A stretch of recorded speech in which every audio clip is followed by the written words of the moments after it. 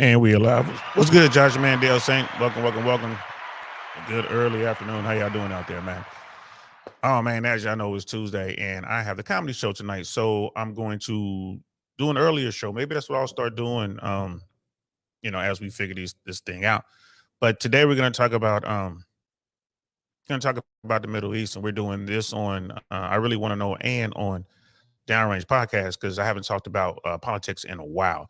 Last night we were talking about a little bit. We had some good conversations, man. Talking about Russia and Ukraine, talking about the Middle East, talking about the race for the White House. So, so here we are. I got busy last night, so I didn't do the thumbnail last night, like which I should have. I apologize for that. But I'm gonna have to figure out a way to um, get a system together on my end since I'm a one man show, so it's a lot of stuff to do. Got to do research. Got to follow up on shows that I've already done. Got to make shorts. Got to do all kind of stuff. I'm not making excuses, just to let you know it's a lot to do, which is it's cool. Keeps you busy. I'm definitely gonna have to tighten it up as we move forward. We're getting a lot of good results, a lot of good feedback from the shorts that we put out, which is pretty cool. And we're just gonna keep going. We're just gonna keep going, man. So I hope you guys are having a good Tuesday. Um, but yeah, man, like looking at what's going on. There's an article from the BBC. We're gonna go over about President Biden. We're gonna talk a little bit about um, Trump in the election. And I'm sitting here now. You probably look at me. You can tell I'm thinking. I'm literally thinking right now on the go. It's like so when you monetize stuff on YouTube, most of the stuff that I monetize gets some sort of restriction. It's rare that I'll have something out there that has no restriction at all because of the type of content. YouTube doesn't like the kind of content, especially when you're talking politics, you're talking sexual dynamics, you're talking, male improvement. For whatever reason, YouTube doesn't like that content. I'm not in trouble. I don't have any strikes, but it's limited as to what can be monetized. So I'm sitting here now thinking, do I want to try to monetize this or just put it out? And I'm thinking I'm just going to put it out, just put it out there and just see what it does. Um, it is what it is. Stuff like this is good just to get some interaction and people talk. I guess the other side of it is I could try to monetize it and see how much trouble I get in. Like that's the other side of it. Like, well, let's just see how much trouble I get in. Um, and Downrange Podcast doesn't have enough people. It's not monetized at all, right? So it doesn't have enough subscribers. It doesn't have enough watch hours, which that's whatever. But I'm thinking more for I really want to know, like, do I want to try to monetize this? And I'm gonna go with no. I'm not gonna try to monetize this. So we can just have that talk, kind of get into it, see where everyone is right now. I mean, here we are, end of January, almost February, and the elections in November. See, look at some stuff and see where Biden is. And if I don't monetize, there's a lot of stuff I can kind of pull up. We can see what Breaking Points is talking about. And like I said, there's an article from the BBC we're gonna go over, and who knows? Who knows? We'll just have a conversation and see where this goes. I am the single ones in the building. What's good, sis? Good afternoon. How are you doing? I hope you're out there selling a bunch of real estate, ladies and gentlemen. That's Own a Spot Lives. I am the single one. She's in the Chicago area. If you're looking to buy some property, you should holler at this sister right here, right. So, wait a minute, how do I do it? Here it is. There it is. Bam! I finally figured it out.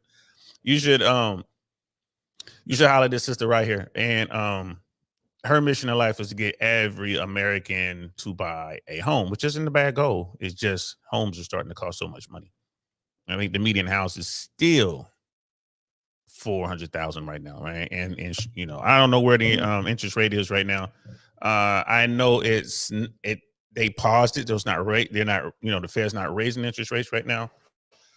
Um, and the anticipation is interest rates are going to go down sometime this quarter or next quarter. So we'll see. We'll see. So good afternoon to you, sis. Always a pleasure to see you. We're going to be talking politics. We're going to be talking Ukraine. We're going to be talking Russia. We're going to be talking the Middle East, Iran, America, all that good stuff. Who's going to win the White House? Man, I got to tell you right now, for an incumbent president facing a candidate in Trump who lost the last election, you would think that, Biden would be way ahead in the polls, but he's not. And I know that's starting to affect the Democrats a little bit. They're starting to rethink their position on Biden. It is what it is. It is what it is. But there are a lot of polls out there that have Biden behind, especially in these key swing states. And in certain demographics, Biden's losing ground. Where it's like traditional stronghold demographics for Democrats. He's not a sure in. He is not a sure in. And we're talking about, a dude like Donald Trump who, what he's doing is unprecedented. No one's ever done what he's doing right now. The campaign he's running, the cases that he's fighting. No one's ever seen anything like this, bro. No one. You want to talk about real life drama? This is real life drama right here. But it just goes to show that, hey, anyone can be president, bro. Even someone who's facing over 90 indictments is like, bro, this is crazy. You know what I mean? And since I'm single, it's like, yeah, I'm interested to hear your thoughts on everything that's going on. Yeah, I talk about this stuff to a bunch of my friends, and we're all just kind of like, yo, what the hell? You know what I mean? Like, what the hell is going on? So yeah, and I'm sitting here, and I'm constantly thinking because I'm doing both. You know what? I'm not going to use the intro or anything like that because I was sitting here thinking like, do I want to use the intro? But I'm doing this on both platforms, so it is what it is. We're not going to use the intro and outro on this one. We're just going to talk. We're just gonna get into it. So let's pull up this BBC article. Let's go here. Let's pull up this BBC article. Biden says he's decided U.S. response to Jordan attack. Right. This is January 30th, 11:45 Eastern Standard Time. President Joe Biden says he's decided how he will respond, how the U.S. will respond to a drone attack that killed 3 American troops in Jordan at the weekend. And for those who don't know about that, I think it was early Sunday morning. There was a drone attack at a military base in Jordan. And this attack was initiated by the Houthi, I don't know what you want to call them, rebels or group or whatever you want to call them. And they were successful with this drone attack, and there were over 30 casualties, and there were 3 of those were fatal. So, and these are the first casualties through direct action, not counting the 2 Navy SEALs who were lost in a boarding a ship, which happened just a few days, maybe a week before this.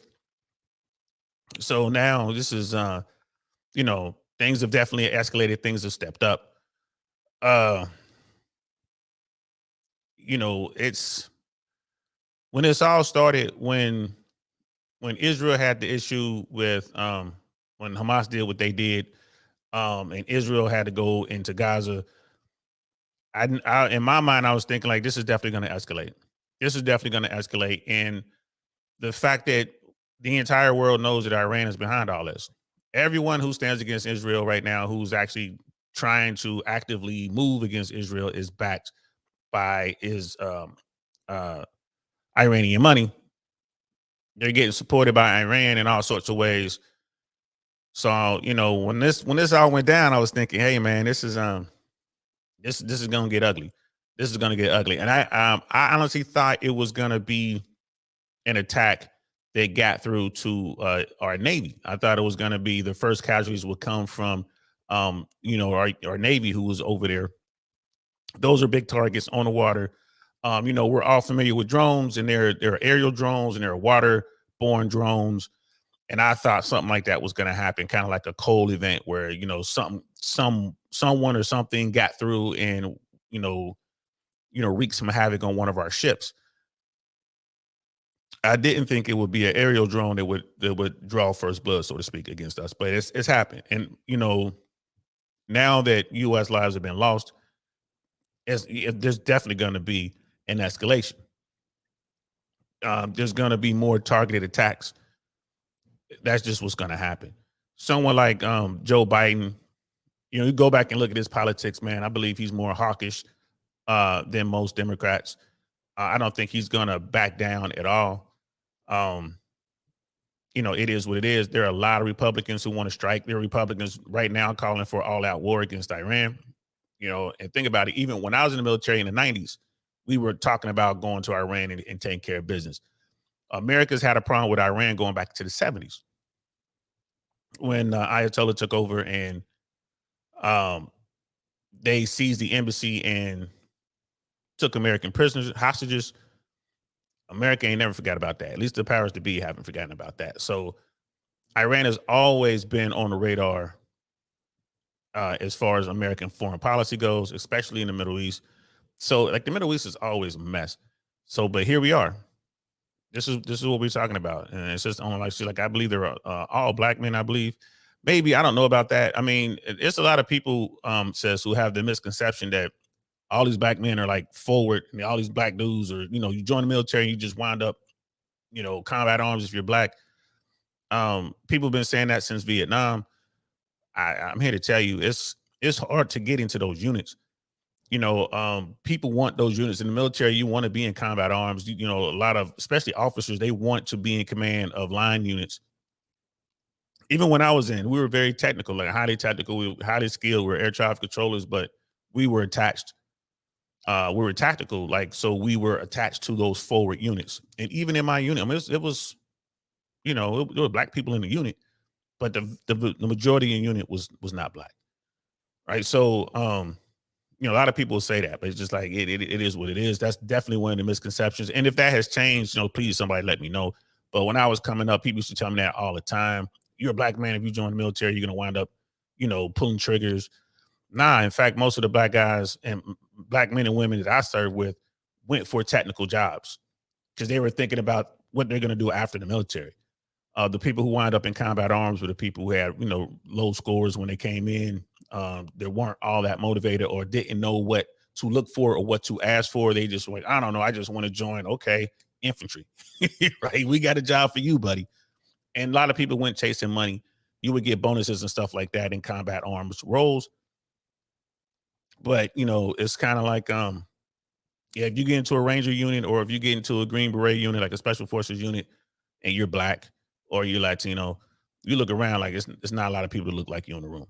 Just so you know, when you go out, when you go down range, when you go out into the field, you look around, there's not a whole lot of people that look like you. It's just what it is. Brother Cody King is in the building. What's good, fam? Good to see you. So we're talking about Joe Biden's response to this latest attack in the Middle East. Speaking as he left the White House for fundraisers in Florida, Mr. Biden added, "I don't think we need a wider war in the Middle East." An Iranian-backed militia group has claimed responsibility for the attack at the U.S. military base. Dozens more were injured in Sunday's strike near the Syrian border. Mr. Biden did not detail exactly what the U.S. action might be, but the White House on Monday promised a very consequential response. What options does the U.S. have to respond to the Jordan attack? Tons. Yes, America's going to do something. You just can't let something like that ride. America always has strike packages. Like the Pentagon is really good at putting together options for the president. So when things like this happen, the president has everyone come into the Situation Room and he'll ask, the generals who are running the Pentagon, what are our options? And the generals will put forward the options. There's always going to be back and forth. All right, Mr. President, what do you want to do? What are you thinking? And they kind of go back and forth. Well, president, like, I want to do this. All right, well, we can go with this option where we can strategically bomb these areas. Our intel has us, we believe based on our intel that the leadership of this organization is here. We believe that the most active sales of this organization are here and here. Are we worried about what country? Like, what are the rules? See, these are the kind of things that the generals are going to ask. Like, you talking about all out, gloves off, we just going to get them. Fine. This is where they are. And then, it's up to America to decide if they want to hit these countries. Just remember when they went after Osama bin Laden. They went in, they didn't care. He was in Pakistan. They didn't care. Like, we're going in there. He could have been wherever he was, they was going to go get him. If Osama bin Laden was in Russia, they would have gone into Russia. It does not matter. Certain times when America wants to strike, they don't care. They don't care where you are. These are the decisions that the president has to make. Okay, what's going to be the collateral damage? What's going to be the fallout? How many civilians are going to be hurt? What type of weapons? What type of munitions we talking about using? Are we going to put boots on the ground? How many casualties are we looking at? Like, these are the things that they're asking. They're gonna hit something. And Cody's right. It's gonna be a drone strike as always. I think it will be a combination of drone strike and maybe, they'll get the pilots involved, bro. They'll get real pilots on this one. You have aircraft carriers right there. They can do what they got to do depending on who they're trying to hit. I doubt if they put boots on the ground, but they could. Their teams over there, you got a lot of special ops over there, man. You got Rangers, you got Green Berets, you got SEALs, you got MARSOC Marines over there. Like, there's a lot of assets on the ground. There are a lot of people who can support those assets. It depends on the message the president wants to send. So, yeah, it could be something as simple as just a cruise missile, a well-placed cruise missile or whatever. It's going to be something, though. They're going to retaliate. Personally, I think they should do something inside of Iran. I think they should hit leadership. We've done it before. I think they should do something, send Iran a message like, hey, man, we ain't playing. We are not playing with y'all. But that's not going to happen, because if I were commander in chief, that's what I would do. So what options do the U.S. have? Like, the drone strike was the first time U.S. soldiers were killed by enemy fire in the region since Israel-Gaza war erupted on 7 October. Iran has denied any involvement in the attack, which may or may not be true. Like, Iran is like, look, man, we train these people. We support these people. We don't know what they're doing. We just gave them the stuff and they just doing what they're doing. So it's like plausible deniability. But we all know where they're getting their support from. But Mr. Biden said on Tuesday morning, I do hold them, Iran, responsible in the sense that they're supplying the weapons to the people who did it, which is what I just said, right? So there's no getting around that. The Iranians are just going to sit around and see what America does. You know what I mean? So he has a number of options, including retaliatory strikes on Iran, allied bases, and commanders. Yeah, see, they can hit them if they want to. That's one of the options. The U.S. could also target senior commanders of the Iranian Islamic Revolution Guard Corps in Iraq or Syria. The overnight attack targeted a U.S. military base known as Tower 22 in northeastern Jordan. About 350 U.S. soldiers are stationed at the base, which is focused on supporting the coalition to defeat the Islamic State, according to U.S. Central Command. Yeah, man, we got soldiers everywhere, bro. Middle East, Africa, Asia, you name it. We got soldiers there. The enemy drone attacked while an American drone was returning from a base from a mission. So the enemy drone struck while an American drone was returning to the base from a mission. So yeah, that's something that I saw in a headline, and I didn't read the article, but there was some sort of glitch with American air defense on that particular night of the attack. And what it was is a U.S. drone was inbound, and the air defense people probably saw the enemy drone inbound, but was confused because they were expecting a U.S. drone. Now, I'm pretty sure whoever was in that room, whoever was in command and did not give the order to fire, feels like crap right now. I'm pretty sure that that's the case. Like, oh man, they feel horrible. But Military is always like that, man. That's not food, man. You know, situation normal, all effed up. That acronym has been around since World War II, at least, maybe even as far back as World War I. But I know they were talking about this in World War II. You know, and you hate hearing it. Generally speaking, if you're in a combat situation, right, you're in a hostile area, and you're looking at this. They're looking at this target on the radar, and they're like, "Okay, we have an unidentified inbound." No, no, that's one of ours. We're expecting a drone back. So and so. Well, let's go and call the people who are operating the drone, and you're trying to get a hold of people so they can verify, what this piece of equipment is. Some people like, man, I don't want to shoot that down. That could be an aircraft. That could be, or it could be our drone. Those drones are so expensive. That's a tough call for someone who's in command. So time is of the essence when you got this sort of thing. Like, what are we going to do? Again, what are the rules of engagement? Maybe you had people who wanted to fire, but they couldn't. They because you had to have certain types of verification, this and that. This is just me speculating, right? Because this is how it is. This is how it is when you're on the ground, bro. Like, you're trying to figure this out. Like, what's going on? You got people screaming back and forth at each other. Verified it. Is this our drone or not? Like, what is going on? And unfortunately, this thing got through. Now, that could be that, the enemy we're really watching that base, and maybe these drones were coming back on certain days at certain times, and they knew it. And this would be the best time for us to try to infiltrate, and they were successful. Will the military tighten that down and square it away? Yeah, they'll square it away. It won't happen again. They'll start firing. They'll start firing and forgetting. Like, nah, when in doubt, shoot it down. That's what they're gonna start doing. But it's not gonna help those soldiers who were lost in this particular attack.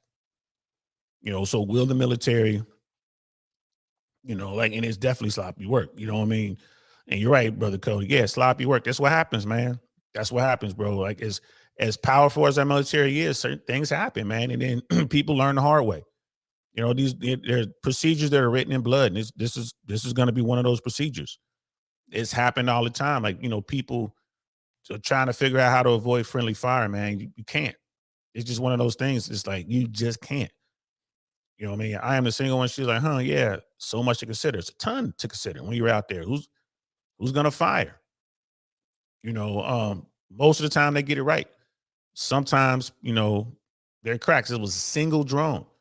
That was another thing too, was a single drone. Are you just gonna send one? Normally they're gonna send at least a handful, but just one. They knew what they were doing. They had intel. They knew. Like, okay, it seems to me that they knew. Like, we're gonna go back at this time because normally they're expecting drones coming back from missions. You got to understand the drone pilot is probably sitting somewhere in Nevada somewhere. Like, the drone pilot isn't there. It's not like they can go outside to some office somewhere, and that's where all the drone pilots are sitting, and go in there and ask them, hey, where are you guys right now? You got to get word all the way back to the States or wherever this drone pilot is sitting. And then you're not going to talk to the pilot. You're going to have to talk to the people who are commanding the pilot. So, again, when you have real pilots in the sky, man, you can just sit there and you can call, right? You can call that pilot, so,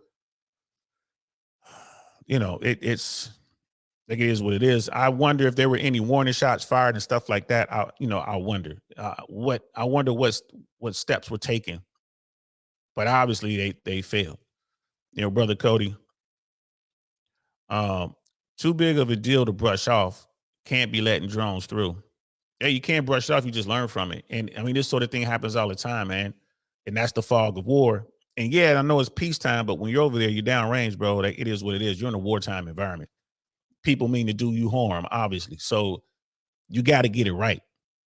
You got to get it right 100% of the time. They only got to get it right once.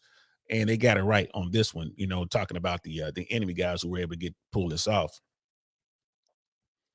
So yeah, the enemy drone was inbound while they were expecting an American drone to return to the base from a mission. Officials say the base's air defense auto response features were turned off to avoid shooting down the U.S. drone. So here you go, right there. Here you go. This is the stuff that I'm talking about.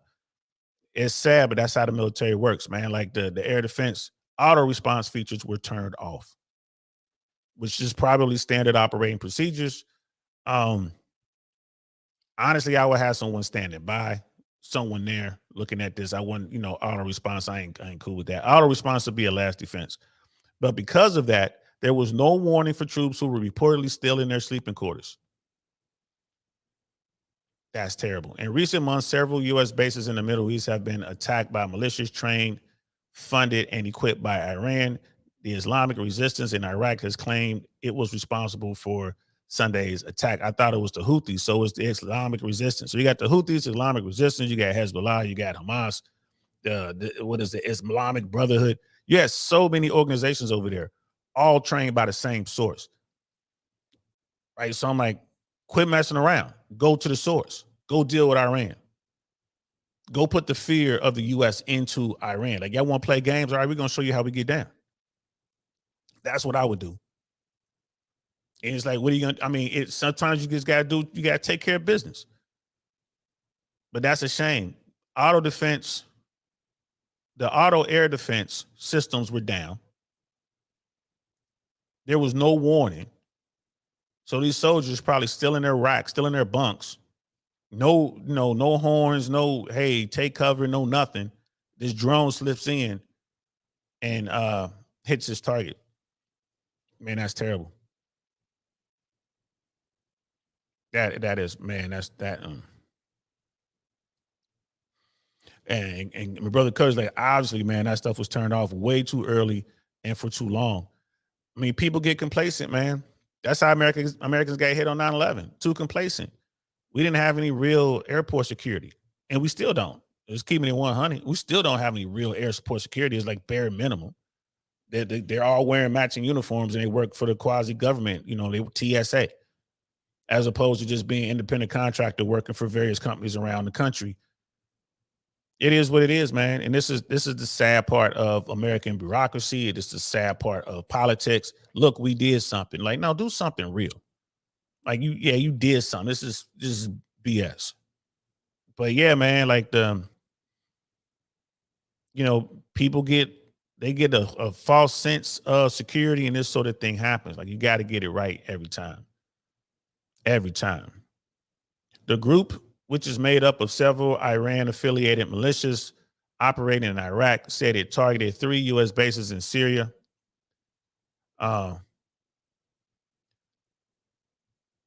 Shadadi, Tanaf, and Rukban, and I'm probably mispronouncing all of those. It has claimed responsibility for other attacks against U.S. forces in recent weeks.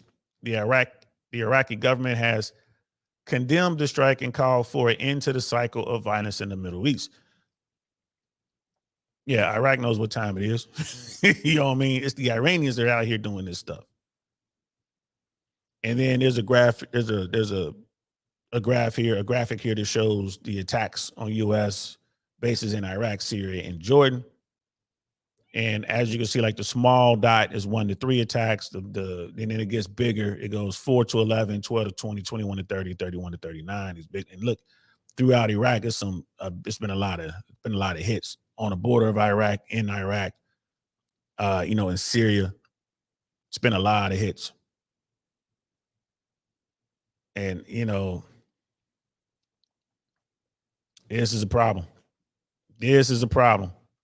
And America you have to respond with a heavy hand. And you have to hit Iran. You have to. You just can't sit back. Like, let's go after these small groups. Now, go after the hand that feeds them. Go after those people. We've done it before in the past.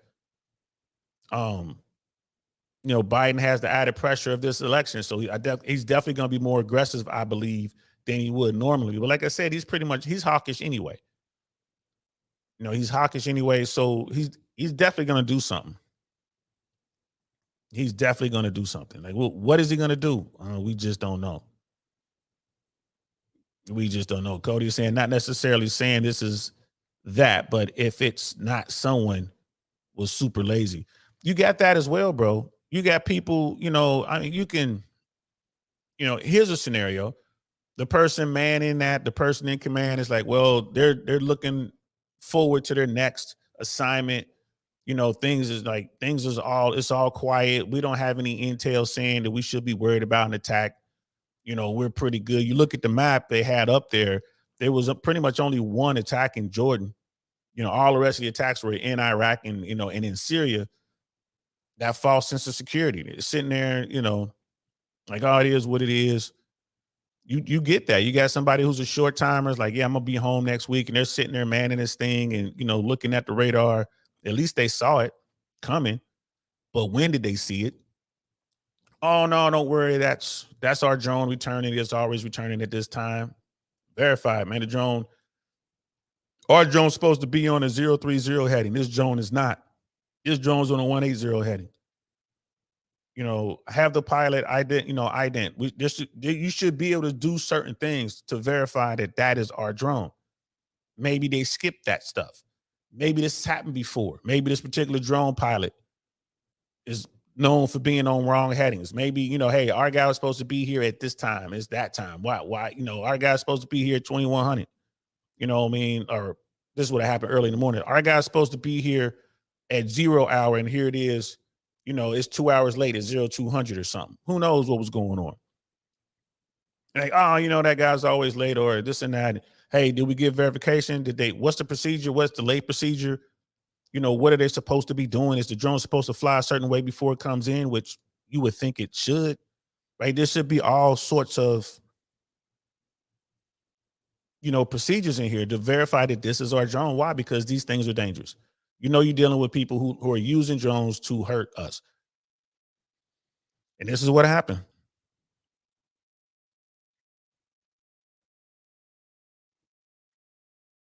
That is crazy.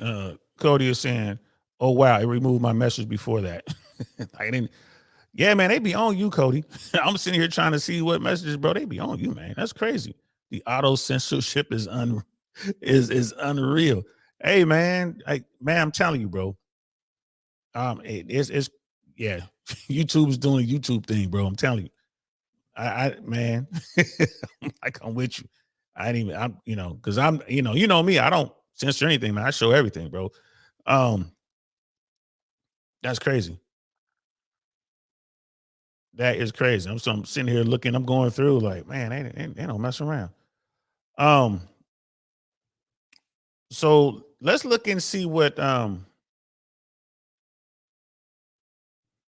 let's see what Breaking Points is talking about. I like that show. And I like the way that they cover what they cover. Um, we also got this Texas standoff. I haven't really been paying much attention to that.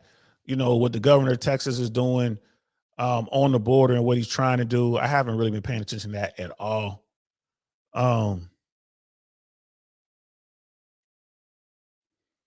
There seems to be an article in here that RFK Jr. Trump camp approached for VP. Wow. RFK Jr. and a Donald Trump ticket. You can tell that Trump's people are really watching they're really watching the ratings. They're really watching the polls, and he's trying to figure out a way to shore up his position because, it's tight. It's really tight. Let's see. Let's see,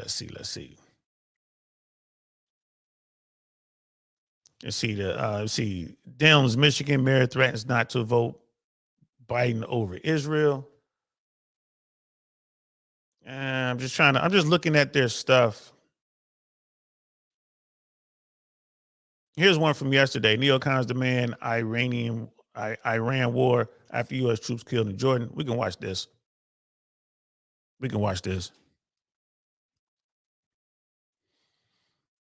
Cody is saying, I bet the VP will be Vivek. Nope, Vivek is just like Trump. Having a ticket of Trump and Vivek Ramaswamy, that doesn't help Trump.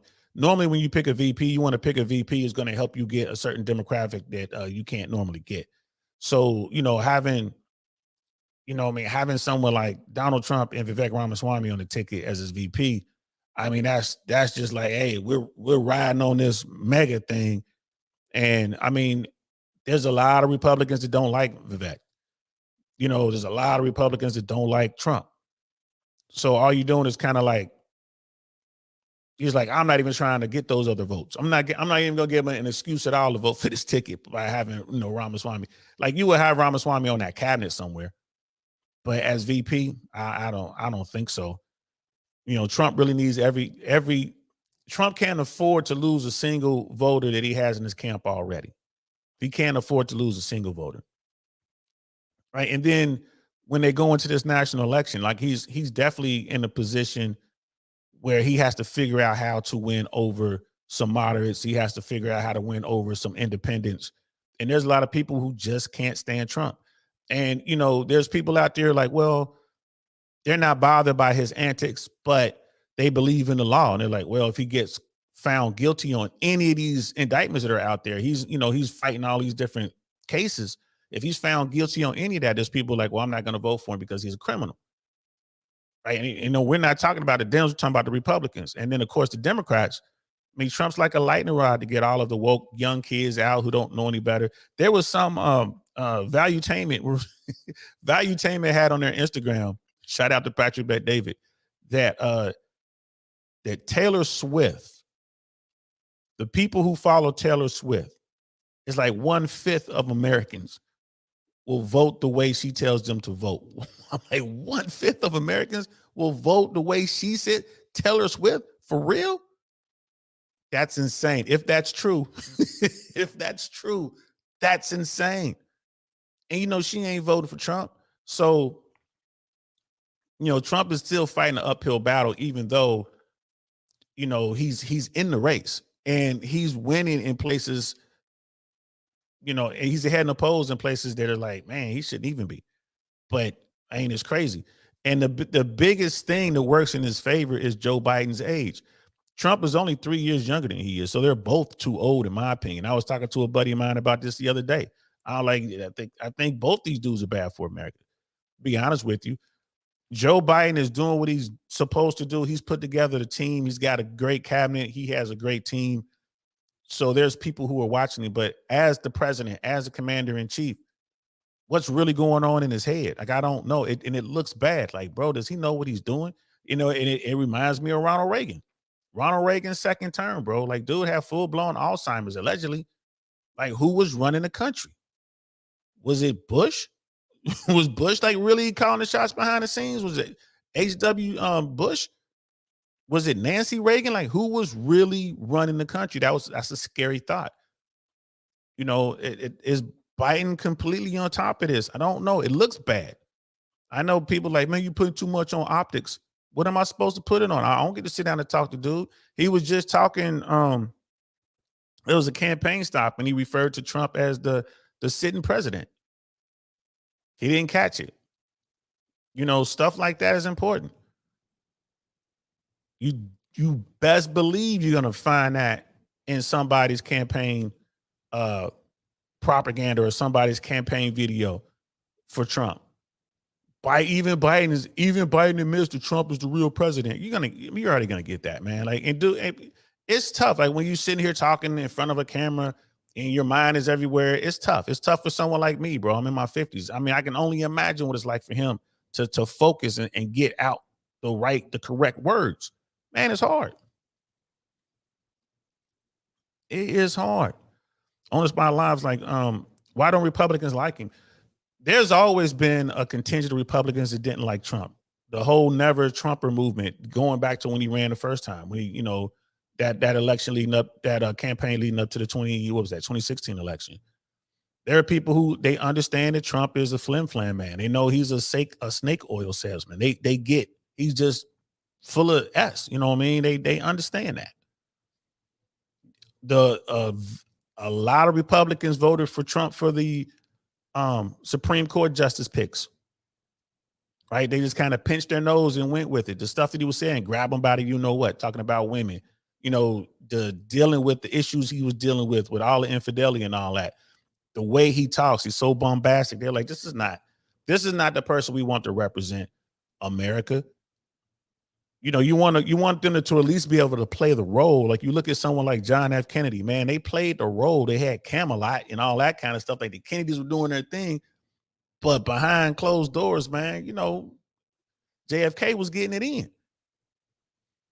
He was getting it in, and people were like, it's cool, just run the country. But Trump is just over the top with it, man. The stuff with the adult film stars and the stuff with the Playboy models and the stuff that he's saying and the bribes and everything else. People didn't like that. They still don't like that. But a lot of Republicans, they're like, all right, we still got to vote for this guy because we need these Supreme Court picks. And they got them. They got the Supreme Court picks that they wanted. They beat Hillary Clinton. It's one of those things, man. I blame Hillary Clinton for all this. Like, how do you lose to this guy that said grab him by the what? Grab him by the Foxy Brown. So it's a lot of Republicans don't like him. After January 6th, here in Central Florida, a lot of people got locked up behind that. And Trump was saying, because they truly believe it, Trump was going to get us out. Trump cares about us. They found out the hard way that Trump don't care about you. He care less who you are, what you're talking about. He doesn't care about you. You don't make him money. You know what I mean? You're useless to him. And these people got these cases, man. They caught these felonies. So there's not as much support down here for Trump. You used to see him on a corner like every Friday. This is definitely Trump land. They're still not out. You see every now and then you might see some old lady with a Trump flag walking around on the corner saying, yay, Trump, honk your horn for Trump. Ain't nobody blowing their horns. He lost a lot of supporters. So there's a lot of Republicans that don't like him. They understand who he is. You know what I mean, Brother Cody? A lot of Republicans are the same as Democrats, lifetime politicians who work for the MIC. So essentially the same thing. Yeah. Yeah.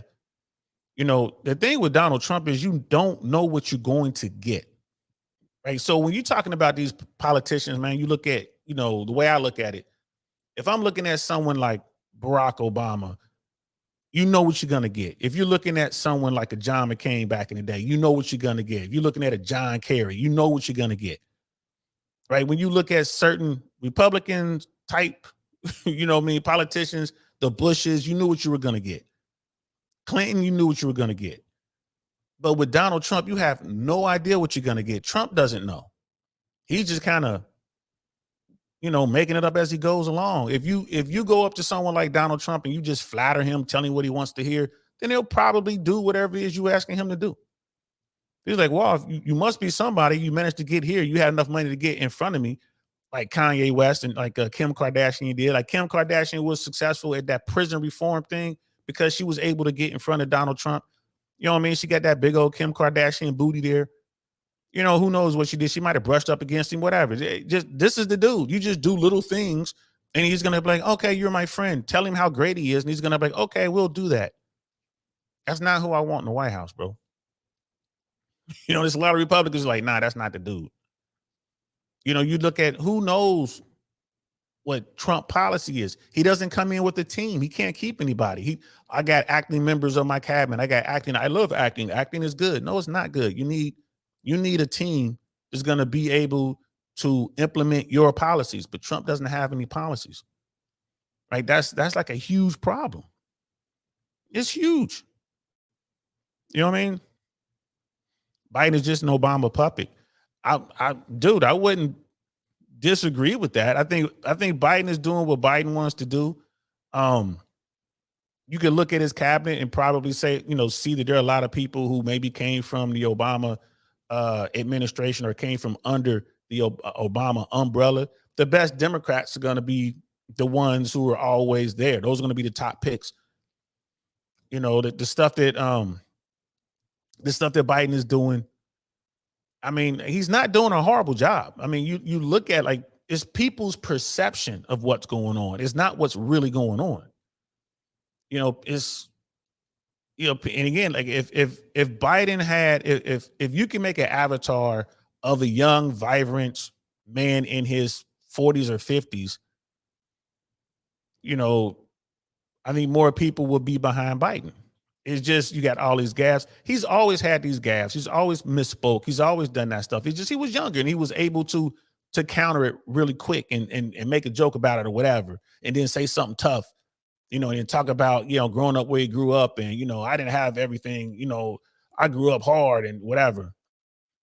He can't do that anymore, man. He's older. He's just, he just doesn't sound. He doesn't sound like the old wise guy.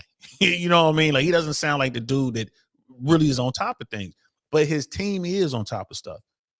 They're getting stuff done. The liberals seem to be very happy with what he's doing.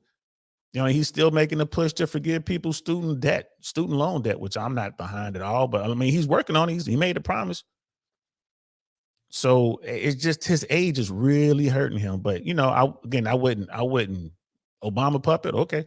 Yeah, I wouldn't, you know what I mean? I wouldn't knock you on it. Brother Dino's in the building. What's good, man? So we got Captain America star Chris Evans heads to the White House to talk to high schoolers about civic engagement. Huh. I haven't seen that story. That's the only way to get kids involved these days, man. You got to hit them with a superstar. You know what I mean? Because they ain't learning nothing in school. This is something I talk about all the time, man. Like last year I asked my daughter to name 3 countries on planet Earth. She couldn't do it. She could do it now. She's up to about 10 countries, right? So it's not just countries. It's like states and within the United. Like name 3 states, name 3 cities. We're going through it. I'm doing this stuff at home. We do it every day when we're riding around or we're at home. And now I got a big old map. It's on a wall right next to her bedroom. So, now she'll name the countries, name 3 countries. And she, I had to kind of program her because she would sit there and like start panicking, man, like a panic attack. Cause she's like breathing on heavy. I'm like, name the same 3 countries. I'm going to ask you to name 3 countries. So have 3 countries in your mind. Where do you live? I live in the USA. Okay. America. Okay. Name, where are some of your close family members from? Mexico. Okay. There's another country. America, Mexico. Where's your best friend family from? India. There you go. Name those 3 countries. So we had to do that for months. So now asking to name 3 countries like USA, Mexico, India. Great. Name 2 more countries. She's like North and South Korea. Great. Now go point them out. Go find them on a map. And she'll walk over to the map and she'll point to the countries. Why aren't they doing this in school? So you got to get an Avenger to come in there and get kids to, get involved. You know what I mean?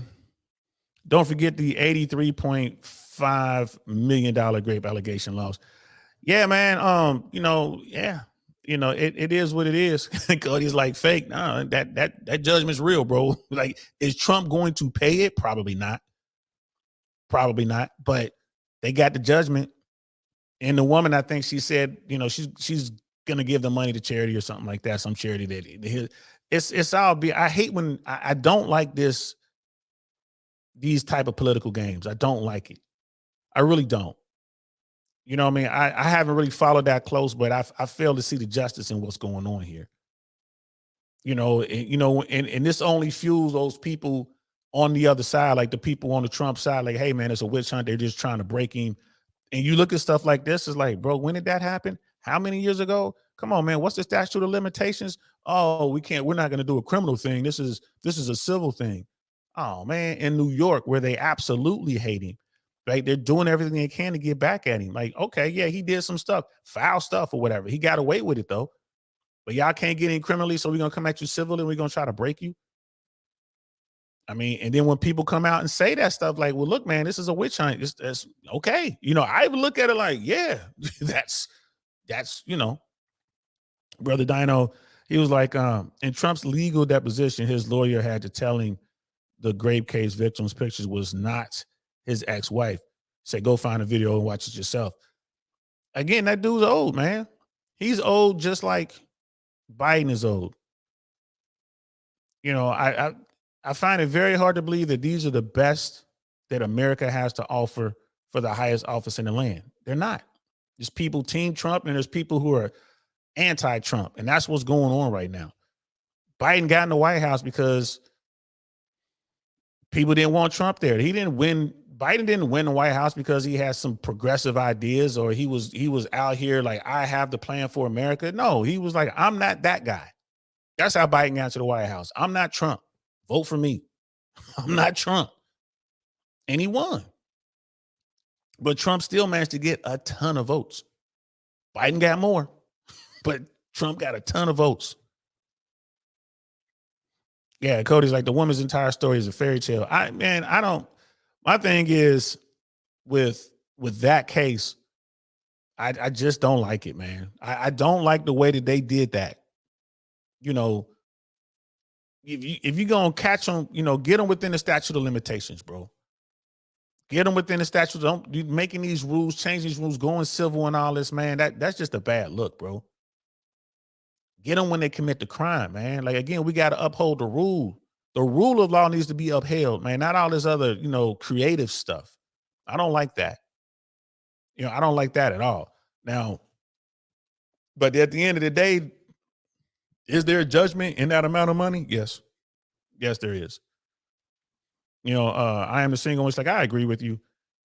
We are very prescription focused as a country. Charisma, image is more value than policy. Facts. It's our elections are kind of like your high school elections were in like your grade school elections were for student president, right? It's a popularity contest. That's what it is. Brother Viking checking in. Overwatch, I see you, bro. You know what I mean? It is what it is. It's a popularity contest. It's not the person who can do who's best suited for the job. When you look at someone like Hillary Clinton, man, who had a better resume than Hillary Clinton when she ran for the office? Who had a better resume?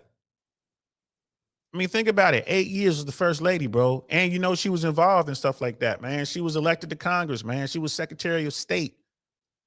Right? She's been in politics her whole life, her entire adult life. Who had a better resume than Hillary Clinton? I don't like Hillary Clinton.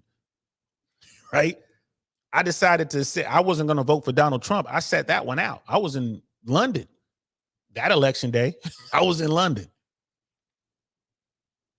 I didn't like Hillary Clinton. I wasn't cool with that. But it was no denying her resume. Right? And the fact that I was living in California at the time, it didn't matter who I voted for. California is always going to go. When's the last time California went red? When it came to electoral college, where we have to do that. Somebody dive into the history books and tell me that. When was the last time? Did Reagan take California when he ran for president? I don't know. Be honest with you, y'all. I don't know. But Hillary's resume was probably the best resume in modern times when it came to, running for the White House. But she was highly unlikable. Highly unlikable. Look at Kamala Harris right now. People can't stand her. Her numbers are lower than Joe Biden's. Extremely unlikable. I mean, and most people can't tell you why. I can tell you why I don't like Kamala Harris, because she's a prosecutor and she put laws on the books that will allow you to arrest a grown-up if the child didn't go to school. Like if your child didn't go to school, the police could come and lock you up as a grown-up. Even if you took your child to school, put them out the car, like, all right, see you, go have fun. You drive off and then the kid goes in the front door and walks out the side door and then go to school. She put laws on the books in California that would allow law enforcement to arrest you. I don't like prosecutors like that. I'm not a big fan of most prosecutors, man. It is what it is. But when you do stuff like that, I really don't like you. There's no way I could vote for Kamala Harris ever. I could sit down and have a drink with her, talk to her about Freaknik. You know what I mean? Like, oh, she had an interview on the Breakfast Club, and Kamala's like, oh, she's very likable. I'm like, okay, I've never seen this side of Kamala. She seems pretty cool. Would I vote for her? Absolutely not. Nope. I wouldn't even vote for her with your vote. Nope. I'm not voting for Kamala.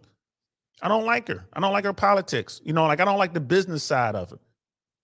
When there were Senate hearings and she was going after somebody, they had somebody in front of her. I forget, some Republican dude. I forget which hearing it was, but she was doing this prosecutor thing and the way she was talking.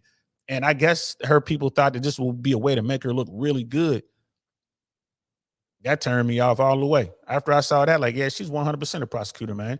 Kamala Harris and her office has put people in prison that they know are innocent of the crime that they were convicted of. They know that they didn't do it. And they put them in jail anyway, thinking, well, we got them on this, but I know they're innocent of this crime, but they did some other stuff, so it makes sense to us. Nah, I don't like prosecutors for that reason. Don't do that. Now you're starting to mess with the rules. Now you're starting to muddy the lines. You're going to muddy the water, blur the lines. Now, criminals can adjust to that. And when prosecutors start doing stuff like that, that's illegal. Now, prosecutors are just as bad as the criminals. I can't tell you how many times, people like, well, why'd you run from the police when you were little? Because they were chasing me. Well, if you didn't do anything, you're not guilty. I know I didn't do anything, but I can't prove it. And I know that cops will put a case on you. They were doing that back in the 70s and 80s. I know they're doing that today. Prosecutors will lock you up and hide evidence. Prosecutors will do that. So now, like, the system is bad. It's horrible. So when they go after someone like Trump in the civil courts, I think it's BS. Now, if they go after stuff like this, he's done plenty of felonies. He's done plenty of stuff that's wrong, like this, the secret documents. They can get him on that. The thing that's going on in Georgia, it's kind of falling apart with old girl and her private sex life, but still, that case is going to move forward. Those are assistant DAs or the assistant prosecutors. They're pushing that case. There was wrongdoing there. Go find me the votes, bro. No, that's illegal. January 6th, he might have some problems there, but don't go. If he got away with something, he got away with something, bro. If he did something 15, 20 years ago, y'all didn't get him in. He's out. He's past the statute of limitations. Then you can't touch him. You shouldn't be able to do this civil stuff, man. I think that's BS. And Brother Dino is like, yeah, the grape case victim phoned her friends years back at the time when it happened. They already gave evidence to that fact. So what? Here's the thing, and with respect, bro, the prosecutor didn't do anything. That's how we do it over here, man. Statute of limitations. The prosecutor didn't do anything. They didn't take the case. That's my point. And if he did it back then and they didn't come after him, he got away with it, bro. That's just how it works. That's how the American legal system works. It ain't perfect. But to come back now and like, oh, well, we're going to get him on a civil thing. It's not the same, bro. It's not the same, man. I don't like that at all, bro. I ain't gonna lie to you. I don't like it. And it looks like it looks like a witch hunt, like they say. Now, I'm not a fan of Trump, but I can see the two. Like, all right, yeah, he's a bad guy. So what? I don't care. If Hitler were alive today, right, you gotta, there's no statute of limitations on deleting somebody. But if you can't go after him, like, oh, we couldn't get him on the Holocaust, but we got him on a jaywalking ticket back in 1938. And we're going to charge him $100 million for this jaywalking ticket. Come on, man. In a civil case. Nah, man, get him for the crimes that they committed. Do it within the framework of our laws. If we don't have any laws, man, in what we have here in America, it crumbles quick, bro. It crumbles quick. You telling me there's no more rules? Okay, fine. I'm with that. There's no more rules, bet. I'm about to get mine. Right? I'm about to get mine. We need these rules, man. I just don't like it. Yeah, I don't like Trump. I don't even, that's not even somebody I want to sit down and talk to. Keep me to 100. I'm not really, but I don't, at the same time, I want to defend and protect our legal system because we need that. We need that legal system, man. We should not be finding these loopholes and doing this stuff, trying to keep some guy out of the White House. If he can win, if you can get enough votes and you can get into the White House, then so be it. I ain't gotta like it. You know what I mean? But that's what freedom looks like, man. Freedom is ugly. I don't know why people think freedom is just this pure, pristine thing. Freedom is ugly, man. Freedom of speech is ugly, man. So I don't like the way they do that. You know what I mean? I can, like, both can be true. I cannot like Trump, and I can also not like the way he's being treated because who he is. They're giving him power he doesn't deserve. The guy shouldn't even be in a conversation right now. He lost, right? He lost. Hey, man, I ain't gonna lie to you, man. I don't. We're doing way too much damage to our own system. You know what I mean? Sister, I am the single one. Statute of limitations has no bearing on the lifelong effects of violent trauma. Didn't say they did. All I'm saying is those are the rules. Those are the rules. If you're going to get them, you got to get them. You want to get them for the criminal thing, for the criminal act, get them for the criminal act. Don't do all this extra stuff. That's all I'm saying. Because this is a very slippery slope. Yeah, it's horrible. You know what I mean? Dude, it's horrible. I get that. but you got to get them when they do it. Right? It gets to a point where people start to use the system as a weapon, and they start to do these things, and you know, look at all the women who make these false accusations against men. You find out that they're absolutely false. And these men have been destroyed. In some cases, these men have deleted themselves, and they've lost millions, like that baseball player, like, tens of millions of dollars trying to, clean their name. And, nothing happens to the women who did it. Oftentimes they get paid out anyway. You see what I mean? That's wrong. It's wrong if women do it. It's wrong if men do it. It's wrong. If when people do stuff like that, we should deal with them. Like the brick lady, they dealing with her. The woman was out here lying, said she got hit in the face with a brick, and she's like, all these black men out here and they ain't trying to help me. She didn't get in trouble for telling a lie. She got in trouble for setting up a GoFundMe. And they're going after her over $42,000. That's a felony. Get her now. If she was able to do that, to say, years and years ago, and it was past the statute of limitations, nothing you can do. She got it. She did it. There would be nothing you can do to it. And then go back and say, well, we're going to get her on a civil case, and we're going to get $1 million judgment against her. I just don't like that. Keep it 100. I don't like that. You know what I mean? And I Am the Single One Slave. Jury awarded her that money. She didn't ask for it. Abusers or losers. I feel you on that. But again, rules are the rules. Especially when it comes to justice like that, when it comes to our court system, we have to protect that court system no matter who it is. We got to protect that. Because again, if people stop believing in the court system, which is what, again, this is one of the things that Trump managed to do. You have people out there who absolutely don't believe in our voting system, right? They don't believe in the court system.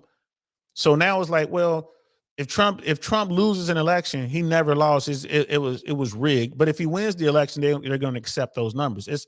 That's where we are right now. Trump's done some bad things. He's horrible for the country. He's horrible for the country. But the fact that people don't have the ability to think their way through this stuff, like, come on, y'all. How is this? You know what I mean? It's like, wait a minute. Trump's like, the political system is corrupt. You know what I mean? They're still in elections, and I will never accept an outcome of an election that I lose. But if I win the election, then there's nothing wrong with the system. The system is just fine. That's insane. Right? That's insane. If he's found guilty of a felony, right, in big boy court, like say for these, secret documents, right? If he's found guilty of a felony, his people don't want to believe that. Why? Because they're looking at the witch hunt stuff. They're looking at the civil court stuff. Civil court, family court, that's not big boy court. Those are different things. But people can't see the difference. They're going out like, well, all courts are corrupt, man. If people start believing that, we got a problem. We got a serious problem. Where's my we got a problem button? Houston, we have a problem. We got a serious problem. If people really, truly start believing that. Add to that Americans are dumber than they've ever been. Americans don't have the ability to critically think. Americans are addicted to their phones and short form content, TikTok and all that kind of stuff, just dopamine hit after dopamine hit. Like, bro, these are all bad things.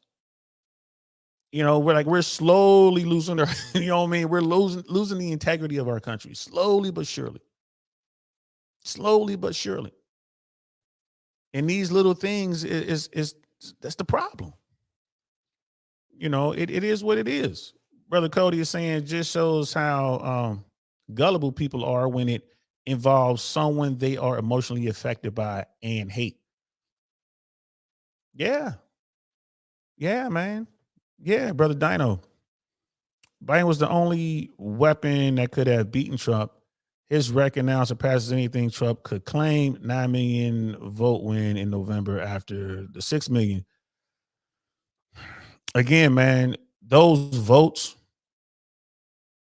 people aren't voting. They didn't vote for Biden because he's the best and brightest. Even to this day, man, like people aren't crazy about Joe Biden. No one is crazy about Joe Biden. There's very, very few people out there like, I am so glad Joe Biden is president right now. Very, very few people, bro. Very few. He's the guy to beat Trump. Now those same people like we don't think he can beat Trump, and they're looking at polls, and they're like, I don't know, bro. We might have to do something else. Now you're hearing all this talk about Newsom. You're starting to hear all this talk about Michelle Obama. Like you starting to hear talk like, oh, let's get somebody younger. It might be the point. We might be in a situation where Biden is the only one Trump can beat. It's like, well, put up any other Democrat, and Trump might have a problem. Why? Because he's too old too. He's already lost. And then people now, once you remove the old Biden thing, now you got some young progressive, some vital person is like, yeah, let's get in here and get this done. Someone who can speak real clearly and they look the part and this and that, which sucks. But I'm just saying, you got someone who looks the part. Yeah, they may be able to destroy Trump. Now you're giving people a real choice. And then you go back to what we talked about a minute ago. The Trump campaign is trying to get RFK to be the VP. Man, I hope RFK don't do that, because RFK will Ross Perot Trump and Biden will win. RFK will siphon off just enough votes to keep Trump out of the White House. The Dems know that. Right? So they're going to keep a close watch on Biden's poll numbers. If his numbers continue to dip, they're going to put someone else in there. Because they, unless they want to hand this thing to Trump, in my opinion. That's about why she's like, wow, Brother Dino, those rules were changed in New York, DL. Hence the cases. New York law, starting September 1st, 2024, refines grape law in New York State. Yes, I get that, man. Like I said, they changed it. Like they're changing the rules. They changed the rules. Like people like Sean Combs, Trump. There's going to be some other folks, Russell Simmons. There's going to be people we don't really know like that fall under this, man. But they're not coming after Trump with a felony. They were coming after him civilly. Same thing happened with Sean Combs, and he had to pay out that money to whatever her name was, man, that artist that he was doing those horrible things with. But she agreed to do the whole freak off and all that kind of stuff, man. Why you think Russell Simmons left America? Like, dude ain't trying to come back to the U.S. He knows what he was doing. Right? I mean, I don't like that. Why didn't you do something when it happened? Right? Don't come after me 30 years later because remember that time you took my lunch money? Remember that time you was involved in that? Remember that time we was doing, we were throwing rounds at each other. Remember that? Don't come after me 30 years later and to say that he did this criminal act, this felony, but I didn't say nothing then, and I don't want to go to jail now. I just want money. That's a bad look. I cannot back that. I'm sorry, guys. I cannot get behind that at all. I can't do that. I know right and wrong, bro. I mean, I understand the rules. No one wants the rules to be changed, for no apparent reason. And what New York did was, I will guarantee you that was political. Why? Because, there's a segment of people who were in charge who were willing to make that happen. And they changed the laws it was just like a time period, right? There was like a certain time period they were going to let this happen, and then it was over. I think LA did something similar, or California did something similar. I don't like that, bro. I ain't going to lie to you, man. I don't like that at all. You know what I mean? Brother Cody, I bet RFK would be like a health minister or something. I don't know if RFK would even want to be in a Trump administration. Trump's going to have a hard time getting a cabinet together, getting an administration together, getting people to want to work. No one wants to deal with that. Look at how many people got in trouble. No one's going to really want to do that. Trump's going to wind up doing another 4 years of, people who are just acting this and acting that. I don't know. It's going to be a mess. If he were to get back into office, it's going to be a mess. But, again, you're dealing with someone like Trump. Who knows? He might make a complete 180. He might get in office and like, all right, I'm going to try to do this the right way. I doubt it, but it's possible. No one knows what he's going to do. Piers Morgan had a real good interview. We'll pull that up. Piers Morgan had a really good interview on the Breakfast Club. We should listen to that. That's what we're going to listen to. We're gonna listen to that, man. But I doubt seriously if RFK would want to be in the Trump administration. I doubt that seriously, brother Dino. The nutcase Kennedy is an anti-vax guy who will take more Trump voters. Yeah, you want Kennedy to run. You want Kennedy to Ross Perot this whole thing, man, and that's what the Trump people are really worried about. And they should be. They really should be. They should be concerned. I'm gonna pull up this Breakfast Club interview.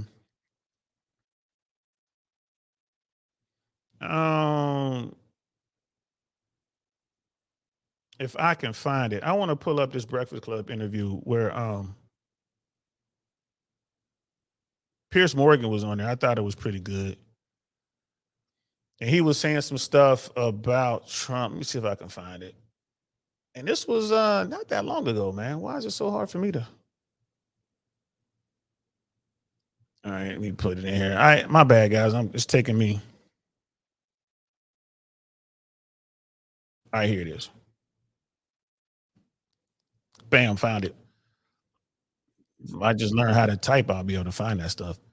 So we're gonna watch that again. I'm not trying to monetize this video, so we'll put this up because Breakfast Club will definitely copyright claim your stuff. So I'm not, we're not trying to monetize this, but he was talking about Piers Morgan was making some good points and talking about Trump. Again, I'm not a Trump supporter. I will never vote for Donald Trump. I'm not going to do that.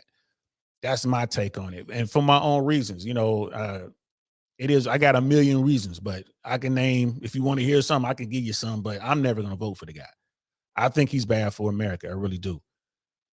Well, Piers Morgan has insight with Donald Trump, having worked with him on The Apprentice, and he studied Donald Trump and all that. And he was on a Breakfast Club, and he made some really good points, man. Let me share the screen. Let's pull this up and have a look at what old Uncle Saint is talking about.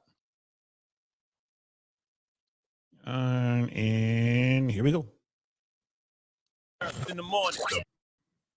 Breakfast Club. Morning, everybody. It's DJ Envy, Charlamagne the Guy. We are the Breakfast Club. We got to.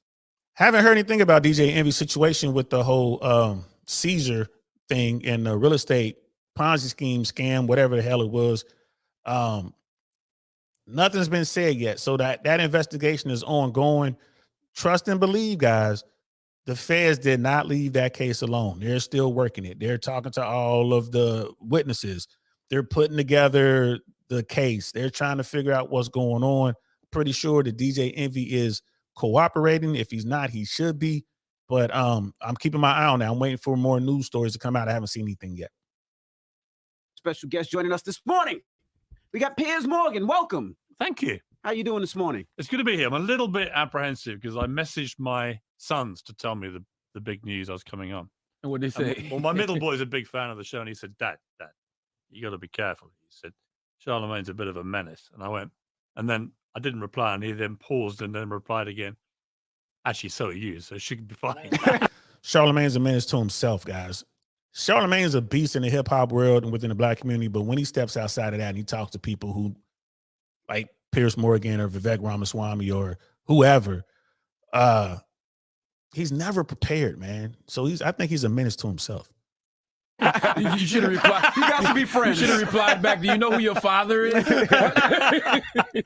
you know what I wanted to always ask you, though, in reference to that? I heard you say once you were hired to be controversial when you got the gig at ITV. So my question is Piers Morgan actually controversial, or is it just performative? Well, look, I don't wake up in the morning and start, screaming at my family about the state of my Marmite on toast. But I am by nature. Let me see if I can find the Trump stuff. That's controversial. Well, for people that don't know who Piers Morgan is and how you got into this, is there anybody that? I'm just going to jump ahead. It was a great gig. It was a time when newspapers saw situation, as you can imagine. But I got fired because we got some pictures. You may remember the Abu Ghraib pictures, which came out of American troops abusing Iraqi civilians. They were horrific, and we were passed some pictures that not as bad, but they were pretty awful. Mhm. And we published them, and it was said they were fake. They were I've, fake. Yeah. I've Yeah. never been fully, I think, confident of exactly what they were. The story that they depicted was never denied and is accepted as being true. It was British troops abusing Iraqi civilians. And they there- retracted it too, right? the paper fired me did? and then Yeah. said sorry, but I didn't say sorry, and I haven't retracted it. And the more I've gleaned over the next 20 years, incredible, since it happened, I've been told by many people in the army that actually they might well have not just depicted a genuine incident, but the pictures themselves may have not been what people were led to believe. So I was thrown into the wilderness. My dream was over of being a newspaper journalist. You know, we need media all over the world. We need independent media for stuff like this. They should be able to push back and find stuff. You know, the whole Abu Ghraib thing was crazy.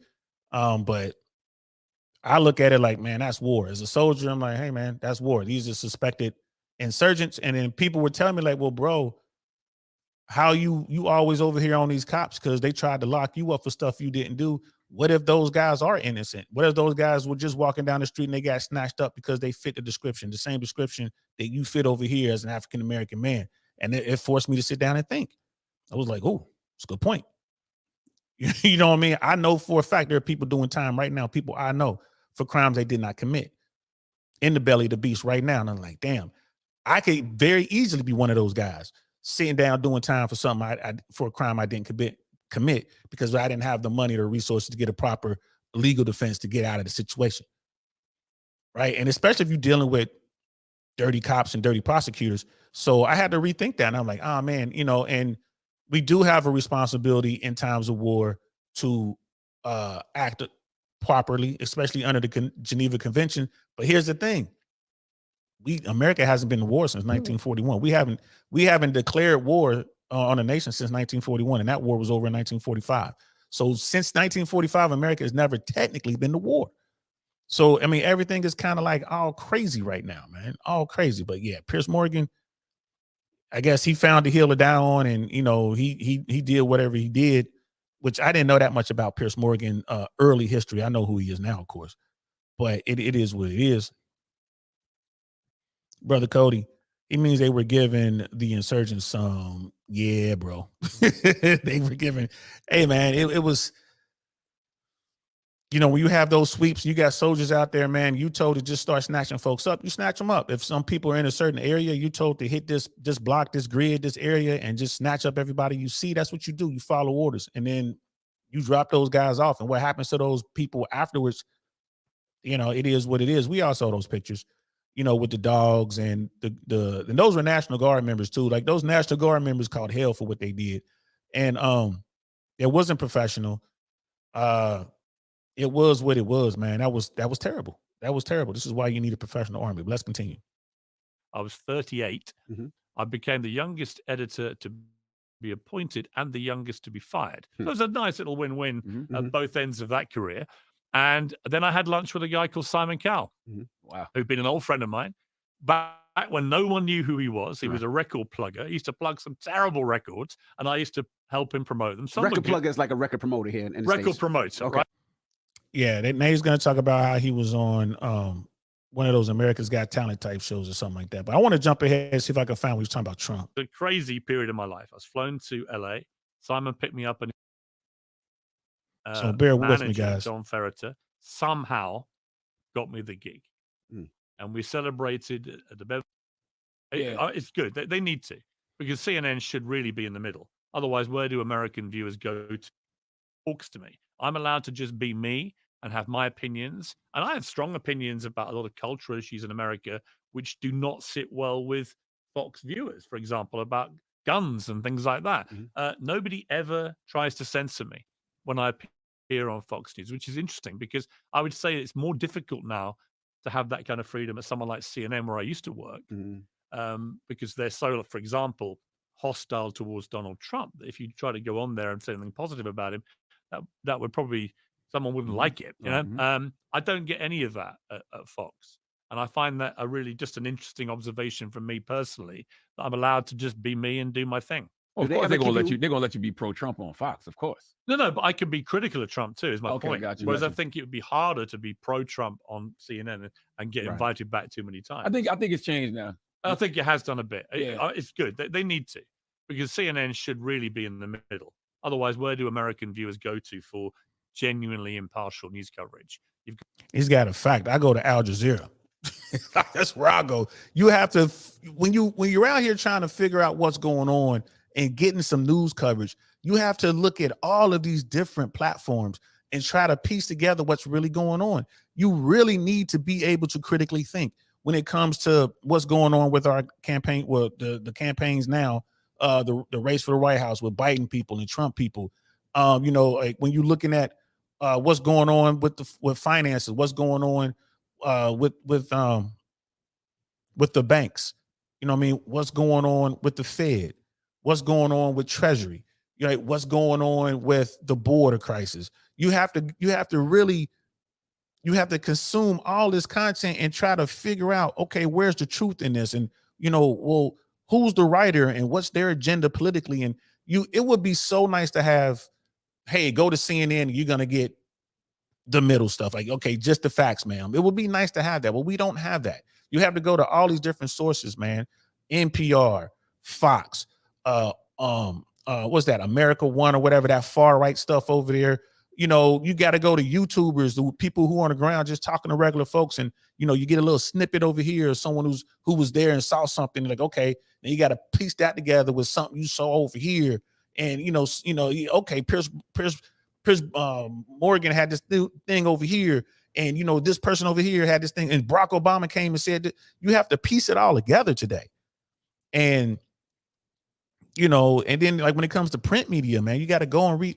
And I'll read BBC stuff, Al Jazeera stuff. I'll read Washington Post, New York Times, LA Times. You read these kind of things, the Tribune, and you're like, okay, and you try to find okay, here I'm starting to piece it together here. I'm starting to see what's really going on. No one wants to do that. That's a lot of work, man. That's exhausting. But if you're trying to find the truth, that's what you got to do. That's what you got to do, man. When you talk about politics in America, bro, like I don't practice the team politics stuff, man. I'm Team America. I want America to succeed. I know there are a lot of people out there in the world that mean to do Americans harm. I understand that. China means to do America harm. What did they send us? TikTok.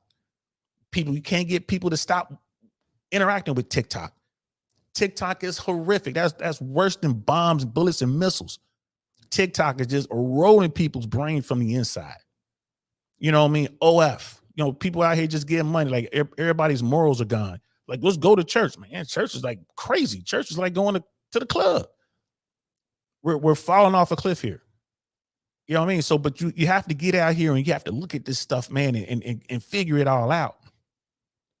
It's just so exhausting. And Morgan is right. Brother Pierce is right. It would be nice if CNN were just in the middle. You got Fox on the right, MSNBC on the left, and you got CNN in the middle. Wouldn't that be great?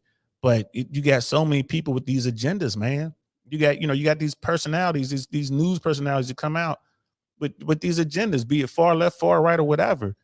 And you can't even listen to what they're saying. They don't even want to report the truth. They'll mumble the truth and then get real loud on the parts that they like or don't like. That's why I like Breaking Points. That's as close to the middle as I can find. And there are people out there accusing Breaking Points of being radical. They're as close to the middle as I can find. Yeah, Brother Cody is right. Never mind what any of them say. Read the documents. Yeah, if you can get your hands on the documents, read the documents. Got MSNBC very, to the left. You've got Fox, obviously very conservative. You need to have CNN to be impartial. I felt they lost their minds over Trump. I mean, the reality is all of them should be impartial. That would be the beauty, right? It would be beautiful if all of them were objective. I actually have no problem in a country like America, a bit like the UK, a bit like with the newspapers, when we had left-wing papers, right-wing papers. I still read them all. I still do. I still, when I'm back in England, I get 4 or 5 papers. I read them all and I get a flavor for what everyone's thinking. I don't have a problem with left-wing networks or conservative networks. But how come Brother Pierce doesn't want to say right-wing? He'll say left-wing, but he won't say right-wing. I noticed that the first time I watched this video. He'll say left-wing and then he'll say conservative. So he won't say liberal and conservative. He'll say left-wing and conservative.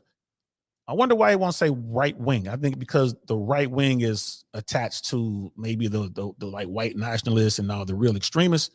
I wonder if he's doing that consciously, or I wonder why. I wonder. But you've got to have some place that Americans can go to for genuinely impartial coverage.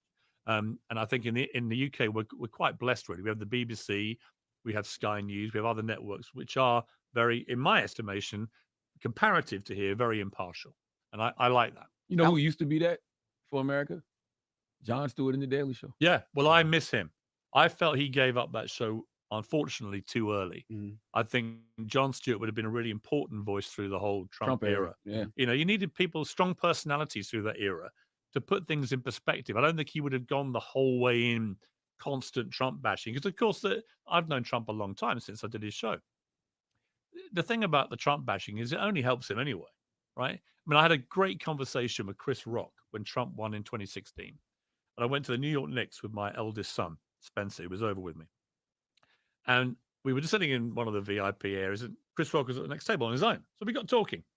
And I said, what do you make of what's just happened? The election had happened the day before, and New York was like a mortuary. You know, you walked around, it was like this terrible silence everywhere. They were like, how did this happen?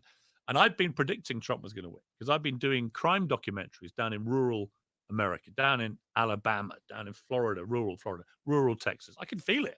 I could feel the Trump train steaming, and no one on the coast seemed to have picked up on this, and the media hadn't picked up on it. They were just like, "Oh, Hillary's going to slaughter him. She's the most qualified candidate ever." And I thought, you don't understand Middle America and what's happening here. And that might be happening again to an extent, right? You know, a lot of the left people on the left, the liberals, you know, I mean, the professional politicians, they didn't really give Trump a chance. And they, you know, why would they? Look at all the stuff he was doing and stuff he was getting caught up in. They're like, oh yeah, you know, Hillary was definitely gonna kill him. Like we said earlier in this stream, she had the best resume for president of the United States I've ever seen in modern times. You probably go all the way back to the beginning. There's no one more qualified for the job than her. They didn't take Trump serious, but Piers Morgan is saying, "Nah, bro, I was down here in the rural states. I was down here where the rubber meets the road, talking to Americans, not to the Americans on the East Coast and the Americans on the West Coast. I was in flyover country talking to the Americans, and they have had it. And you know what? What Trump is doing resonates with them." I didn't see that. I didn't know that. I was in Cali, bro. I was in LA during that election, bro. I was kind of like, I man, ain't no way in hell. That's what I was thinking until we got into, like, you know, the last 30 days, 90 days. We were a 90-day window from the election. And I was like, oh, I don't know, man. This is starting to look like something here. How the hell did this dude get so close? The rest is history. But Piers Morgan was like, dude, this is a dude from UK. He's over here like, hey, man, I'm down here where the rubber meets the road. I'm in the trenches with these real Americans. Bro, y'all better look out. Y'all better do something. This is what Piers Morgan is saying. No one listened to him. And he's plugged in with the elites. No one listened to him. And I think the rural South. And I think the same thing is happening again now, by the way, which is why the Iowa result has shocked everyone on the coast. But, you know, I remember talking to Chris Rock, and he said, you know, several things. He said, one, fame. Do not underestimate the power of a television fame in America. He said, now. He said, and secondly, he said, if someone's killed 9 or 8 people, I think he said, don't go around saying he's killed 9. I thought that was such an astute thing to say. Don't, as we would say in England, don't over-egg the souffle, right? Don't exaggerate how bad Trump is to score your point or get some clicks on social media or whatever. Just give it straight. Examine what he's saying, examine what he's doing. Often what he says and what he does are 2 different things, right? But don't over-exaggerate. Don't over-demonize him, he said. You know, don't go around calling him the new Hitler when we know Hitler killed 12 million people. So I thought that was a really smart take then. And I think it's a really good bit of advice now for the Democrats, which is if you continue to over-demonize Trump, all these legal cases against him and so on, it just allows him to play the martyr, the victim. It fuels his popularity. Even Republicans who don't like Trump are rallying behind him because they think he's part of a Democrat-led liberal media witch hunt. And if you allow him to play that card, he's going to win. So if you're a Democrat, this is a bad strategy. But you have to hold people accountable. And they're doing it again. This is when I saw this interview, I mean, I was blown away. And I'm like, man, Piers Morgan is right. Brother Pierce is on point, man. Listen to what he's saying, Democrats. Don DeMarco. Listen to what he's saying, Democrats, because they are playing into his hand right now. We're going to over-demonize this guy. You don't have to. Just tell the truth. Put the stuff out there. The way I talk about Donald Trump when I talk to folks, man, people can't get angry with me. Because I'm just sitting there, I'm just like, hey, bro, I'm just sitting back. Like, they're like, well, what do you think about Donald Trump? I'm like, well, my street instincts, where I came from, is like, I gotta, tip my hat to the dude. I mean, the dude lost $500 million in today's money and got it right back. He got it back. Man, you got to respect that. Now, I would also tell Trump, you quit playing with the United States government, bro. You facing over 90 indictments, man. The feds are on your ass, bro. Go strike a deal. You ain't gonna beat the feds, bro. Sorry, they got more money than you. They print the money. You ain't gonna beat the feds. You can't run the clock out like you do on these brokies. I just tell it like it is. That's just how I see it. Like, dude, a hustler. You know what I mean? What do we say on this platform? In the Trump world, man, you pimping or being pimped. And Trump is pimping half the country. Almost half. You pimping or you being pimped. You got people who can't afford to keep their lights on in the trailer park sending Trump they last little bit of money. And what's the Trump campaign doing? Taking 3 times the amount of money that the people sent. And then when you point it out, the people like, well, just keep it. Just keep it. Nah, man, Trump getting them people back their money, but he ain't. Pimping. Tell it like it is. Like, you ain't got to make it any worse. Dude out here doing he wilding. Tell it like it is. Because so people get so upset. You know what I mean? Oh, I hate this. Like, y'all going to push him right back into the White House. He shouldn't even be in the conversation right now.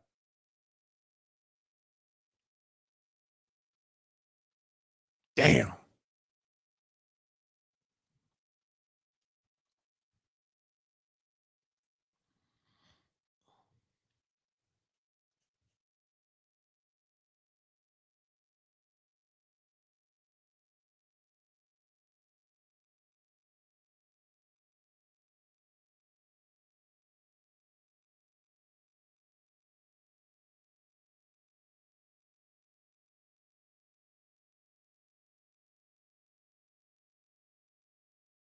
All right, I'm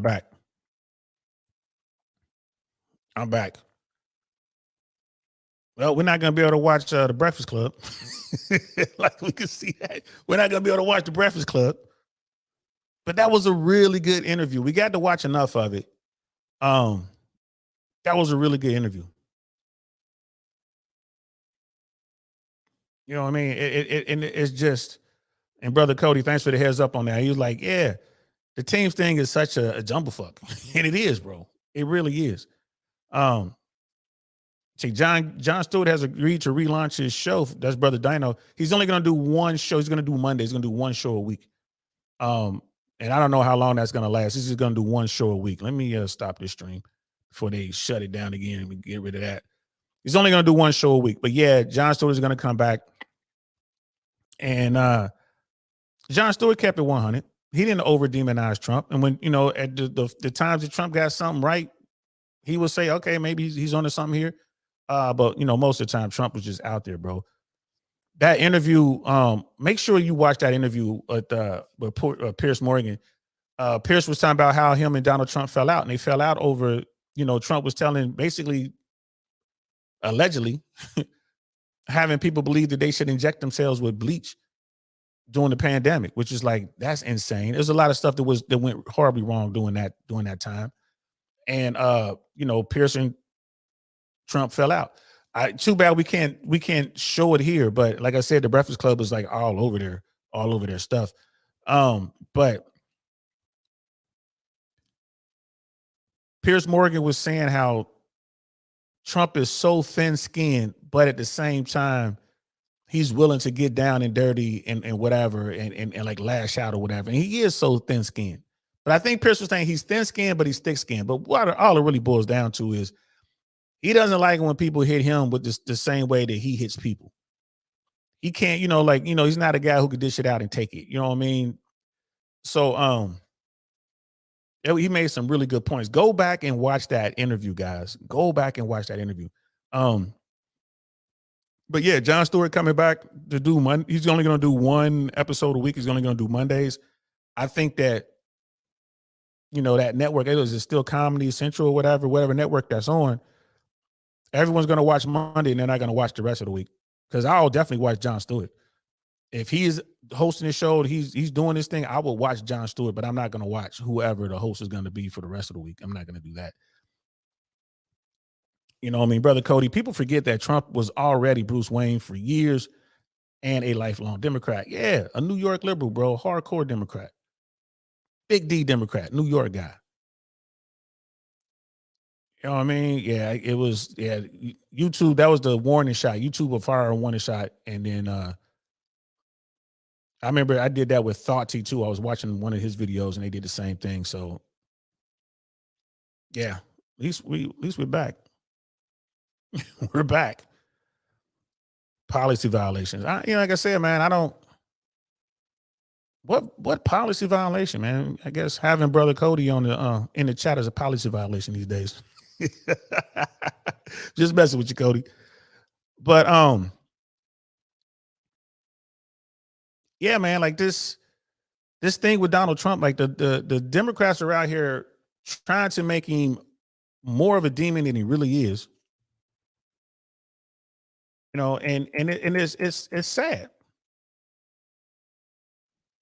It really is sad. Like he's not that guy. I mean, he's bad, but he's not that bad. It's like, quit trying to make him worse than he really is. Just tell the truth. Just put the facts out there. This is what he's doing. Keep telling the truth. Yes, but he did this. Yes, but he did this. One of the points that Piers Morgan made on that in this interview, Donald Trump loves to talk about the border and deporting people and all this kind of stuff. Well, when I talk to these Trumpers, there's a few Trumpers down here that still talk to me. We'll have conversations. And I was like, well, because their thing is like, I just care about the border. I want the person who's going to do the best on the border. And I'm like, well, what do you mean? Like, they got to send these people back. All right, well, who did better on that? Like, or Donald Trump's policy or proposed policies the best route, or maybe someone like Barack Obama? Oh, Obama, no, it's just Trump. It's absolutely Trump. It's like, well, you do realize that Obama deported way more people than Trump. Way more. Right? And Piers Morgan brought that up. It's like, yeah, they were calling Obama the deporter in chief. Like, Obama did a lot of things that you would be surprised that he's known for. And then they just sit back. That's not true. Like, look it up, bro. You ain't got to take my word for it, homie. Look it up. Look it up. Right? Obama deported way more undocumented peoples than any other president. Trump ain't even trying to hit those kind of numbers. Trump is just trying to sensationalize the whole thing so he can rile people up so he can get back into the White House. That's all. Build a wall and all that kind of was nonsense. Trump knew ain't nobody gonna build a wall. He knew that. Nonsense. And then he tried to flip on it. Just like during the pandemic, man. He was like, oh man, I ain't gonna take the jab until he took the jab. He was like, yeah, I took it. Y'all should take it. And he got booed by his own people. Just like Piers Morgan just said, Trump more often than not does the opposite of what he says. What did they say in those old cowboy movies? He speaks with a forked tongue, right? That's what the Native Americans are. Oh, he speaks with a forked tongue. Hey, man, that's Trump. He's gonna say whatever he needs to say to get what he wants. He's gonna bullshit you, right? Again, Piers Morgan said that. He used those words. Like, he's a bullshit artist. He's in New York multi-real estate business. Like, he was like trying to be a mogul. That's what they do. And that's what he's been doing. And he was saying some stuff about Trump. Like, he was like, man, I wish he would be more compassionate. He was like, it's a side of Trump that most people don't know. He's very compassionate. And he's like, he doesn't show that at all. And I could see, like, he's so bombastic. I could see why people don't like him. So Piers was saying all this, man. Go back and watch that interview, y'all. It's really worth watching. Yeah, Thought You Two is some good stuff there, brother. I like that. I like that show. You know what I mean? The mass propaganda and civil anger, I blame on Obama. Man, that's not Obama's fault, bro. Because I mean, here's the thing: these people get mad at Obama. It's not his fault, bro. And down here in America, bro, I'm here to tell you, a lot of people hate when I say this, but just want to keep it 100. A lot of the hate and vitriol that Obama got was simply because he's black. And it was Trump out there, the whole birther thing. Trump was out there stirring that up, man. Again, this is like people ask me about Trump, like Trump is just a racist. Like, I don't think Trump is racist. I really don't. He's definitely an elitist. He doesn't care what color you are. If you could bring him money and help him get money, he's going to rock with you. Right. But what Trump does is he blows that dog whistle, man, to all those people who are racist. So like that Obama stuff, man, Obama did a lot of great things for the country, man. I mean, when you got people like Mitch McConnell, he was like, my job is to block everything this president does. That was just the most asinine thing I've ever heard in my life. And that's what he went on to do. We're just going to shut the government down. We're going to get to a stalemate because we got a president who's trying to get universal health care coverage for Americans. What? We got a president, you know, who's trying to put the country back together after TARP, right? After the real estate bubble burst. People forget the state America was in when Barack Obama went to the White House. And he was able to turn that around. This is why I put him up against FDR. FDR took the White House, right, during the Great Depression. I think FDR was a better president because he had to deal with worse things. He was dealing with the Depression. He had to deal with World War II. I think he was dealing with worse things than Barack Obama. So I think that Franklin Delano Roosevelt was a better president. But like Barack Obama is definitely number two, dealing with what he had to deal with, being the first black president, trying to put the country back together, trying to deal with, you know, what's going on in the Middle East, trying to hunt down Osama bin Laden, all this stuff that he was doing. Guantanamo, this is a guy who understands the law. Guantanamo as a dark site is wrong. He was talking about how wrong it is, but he never got rid of it. Guantanamo Gitmo is still there. You know what I mean? So again, here's a guy that comes in there, it was Obama, like, I'm going to get rid of Guantanamo Bay. No, I'm not going to keep that there. We need someplace to put these bad guys when we catch them. We're just going to put them there. It is what it is. It is what it is. He legalized propaganda, and that was used to consistently disturb the populace. Yeah, I'm not gonna push back there, but I will say this, bro. You know, there's a lot of people who hate Barack. If Barack Obama were white, then people would be like, yeah, that was one of the greatest presidents ever. And, you know, it's crazy to have to put it that bluntly, but there's people out there who down here in America, man, like our version of racism, it is what it is. It's wild. And it's a shame. You know, it's absolutely a shame. But, you know, someone like Trump, he picked up on that. You know what I mean? He has no problem catering to those people, the white nationalists, you know what I mean? The anti-Semites, you know what I mean? The outright racists, the Klans people. He has no problem catering to these people to get their vote. No problem whatsoever. He'll tell them exactly what they want to hear. Make America great again is code to some of those people. Some people really do believe, like, we want to make America, restore America to that shiny house on the hill. But some people are just like, nah, we want to oppress people again. We want to make America great again, like back in the day when we could lynch folks. It was people who were doing that.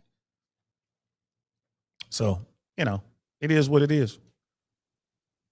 It is what it is. Brother Dino was like telling me good luck tonight. Appreciate that. Yeah, we do have the show tonight. Should be a pretty good show. You know, we got the comedy arc status. We got a good little show lined up tonight. It should be pretty cool. We got an up and coming young artist who's going to be closing out our show tonight, man. DC813, man, used to be a rapper. Now he's a comedian, one hell of an entertainer. I look forward to seeing his set tonight. And I'm going to be doing a lot of time myself. We only got, it's three of us. So it's going to be a pretty cool show. We got some people going to pop in, of course. It's going to be fun. It's going to be fun. You know, man, go back and watch that Piers Morgan interview, guys. That's just a good one. Just a good one. And I'm trying to find. Did I have? Oh, here it is. I can try to watch Breaking Points. Neocons demand war in Iran after U.S. troops are killed in Jordan. I can try to watch this. I wonder if they will shut me down. Well, we're going to find out. Watch a little bit of breaking points here.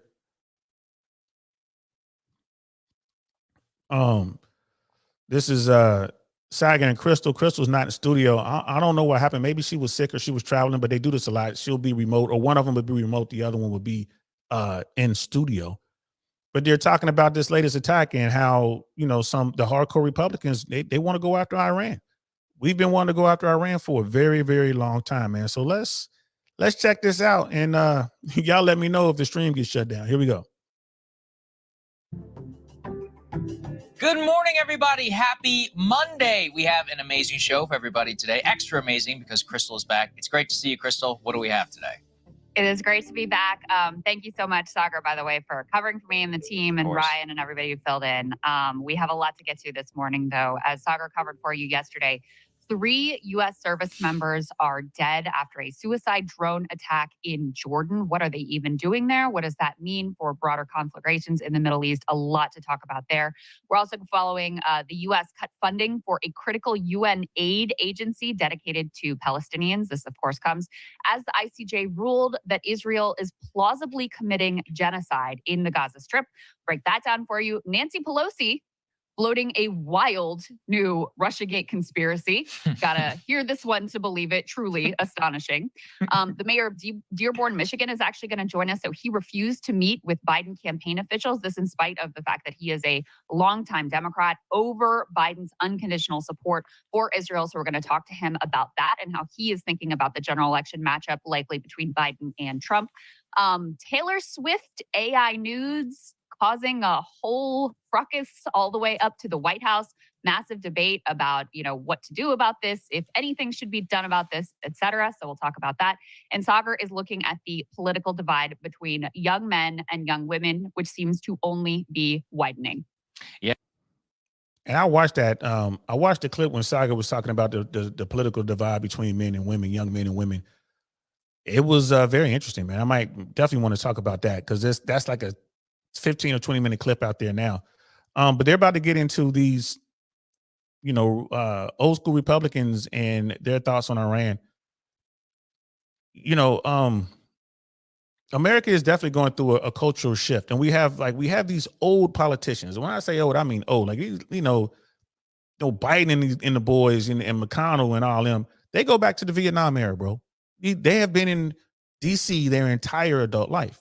They're old. So the world is changing at one rate, and then you got these guys, the policymakers, who are just still, like you look at what's going on with Russia and Ukraine. Now, again, that's like the last battle of the Cold War. You look at what's going on with Iran. People are like, nah, we want to get at Iran. You know what I mean? So you got these new Americans, young Americans are like, we don't have those same feelings, those same sentiments anymore. We don't believe that's important. So you have this shift. So America is not in lockstep where it used to be back in the day. Like, oh no, we get an opportunity to go get these people, go get them. Now it's like, why are we over here? More people kind of want to get back to more of an isolationist kind of thing, which I think is bad. You don't want to be an isolationist. You got to go deal with folks over there because you don't want to be dealing with it over here.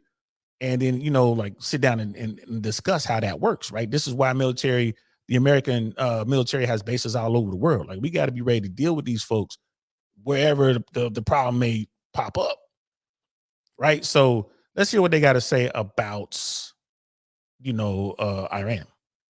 Yes, that's right, Crystal. Before we do get to that, though, we want to say thank you also to our premium subscribers helping us for gearing up for election season. We've got the discount going on right now. We have our RFK Jr. focus group, which will be coming to everybody next week. We're really excited to bring everybody that. Actually, it turns out while the delay was not something that we wanted due to the snow, that, there's quite a lot of relevance with RFK Jr. right now. And we're going to have a lot to cover tomorrow as well. Lots of domestic stories, the border situation, all that. But we wanted to make sure we cover our bases with foreign policy today just because of the tragic death of those service members. And unfortunately, Crystal, even worse, calls for war with Iran pervading the bipartisan consensus here in Washington. Yeah, that's exactly right. So let's start with that news, which is certainly the top story of the day with potentially massive and terrifying implications. Let's put this up on the screen. As I said, 3 U.S. troops killed and up to 34 injured in Jordan. This due to a so-called suicide drone strike that the Biden administration is linking to these Iranian-backed militias. I can read you from. I mean, it's just a drone strike. It's not like someone was inside the drone. So when you call like a self-deletion drone strike, that means, someone was inside of it. No one was inside of it. You just flew a drone full of explosives into your target and it went boom. So I don't know why they put the S word in there. Probably just to get small YouTube channels like me in trouble. So it was just a drone strike. I'm not trying to lessen it, but it wasn't. A human was not inside that drone flying it. It was a drone. It was remotely piloted. So, unless the person who was flying that drone was directly under it and the U.S. forces saw and was able to engage that person, that's the only way it would be some sort of self-deletion. But let's continue. A little bit of this story. Biden's response, he says, have no doubt we will hold all those responsible to account at a time and in a manner of our choosing. Iran's mission to the UN said in a statement that Tehran was not involved in the attack. Iran had no connection, had nothing to do with the attack on the U.S. base. According to that mission, they added there is a conflict between U.S. forces and resistance groups in the region, which reciprocate retaliatory attacks. We could go ahead and put up on the screen a map so that you get a sense of where exactly these attacks were happening. You can see they're right on the border here of Jordan and Syria. Apparently, this facility that was targeted is referred to as Tower 22, very, very close to that Jordan-Syria border. I mean, Sagar, there's so much to say about this. First of all, anytime our service members are attacked in this region, I'm sure plenty of Americans are going,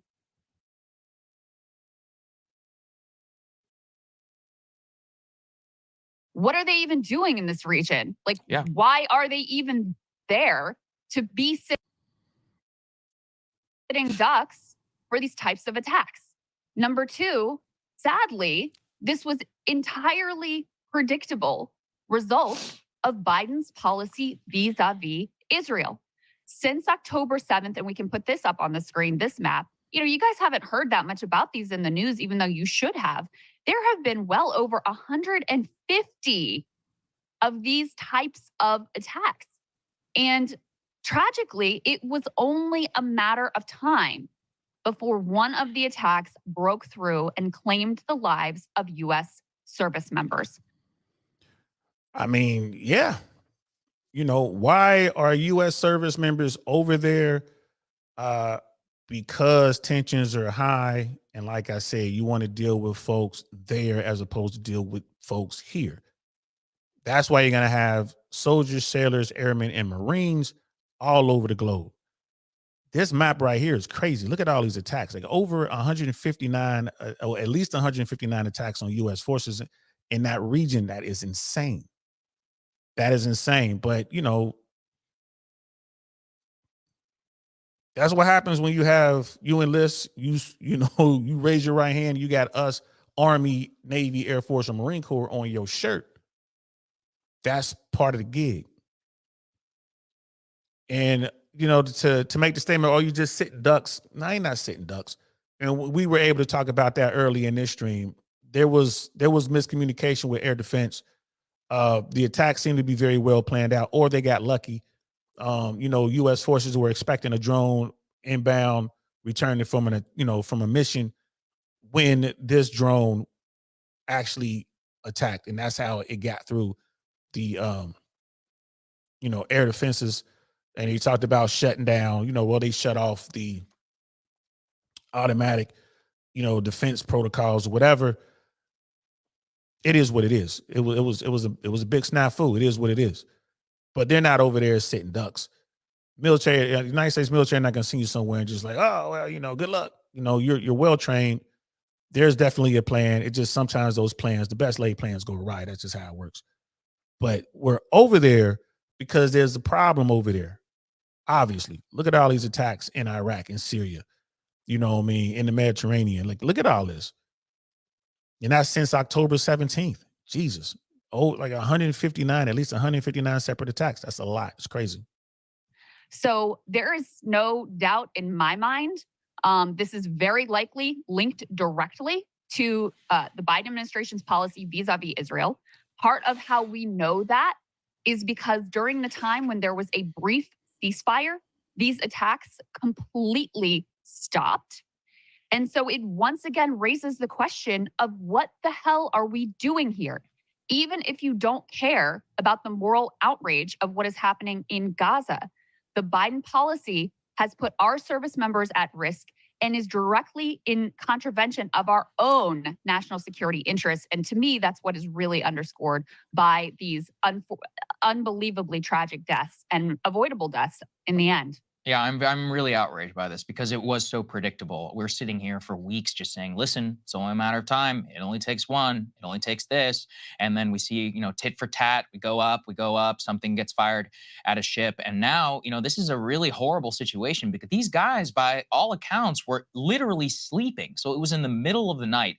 And remember, this report came out before the information was available as to exactly what happened and how the air defense system was shut down. So they didn't have that information at the time. But we can all agree that it was just a matter of time before something like this would have happened. Again, I thought it was going to happen at sea. I thought it would, I thought we would maybe lose some sailors or something like that in some sort of attack. I thought it would be on the water. Again, we did lose the 2 Navy SEALs in that accident where they were boarding a ship. I believe they were in the Mediterranean somewhere. They did officially, list those 2 men as, deceased, those 2 SEALs. Thoughts and prayers definitely goes out to the Navy SEAL community and the families and loved ones of those SEALs.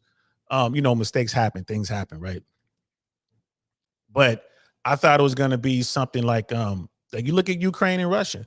Ukraine was using a lot of seaborne drones, and they were just in the water with the drones. They'll go find a ship and then roll their boat drone up to the ship and detonate it, and it would do a lot of damage to these ships, Russian ships of war. I thought something like that was going to happen. It still may.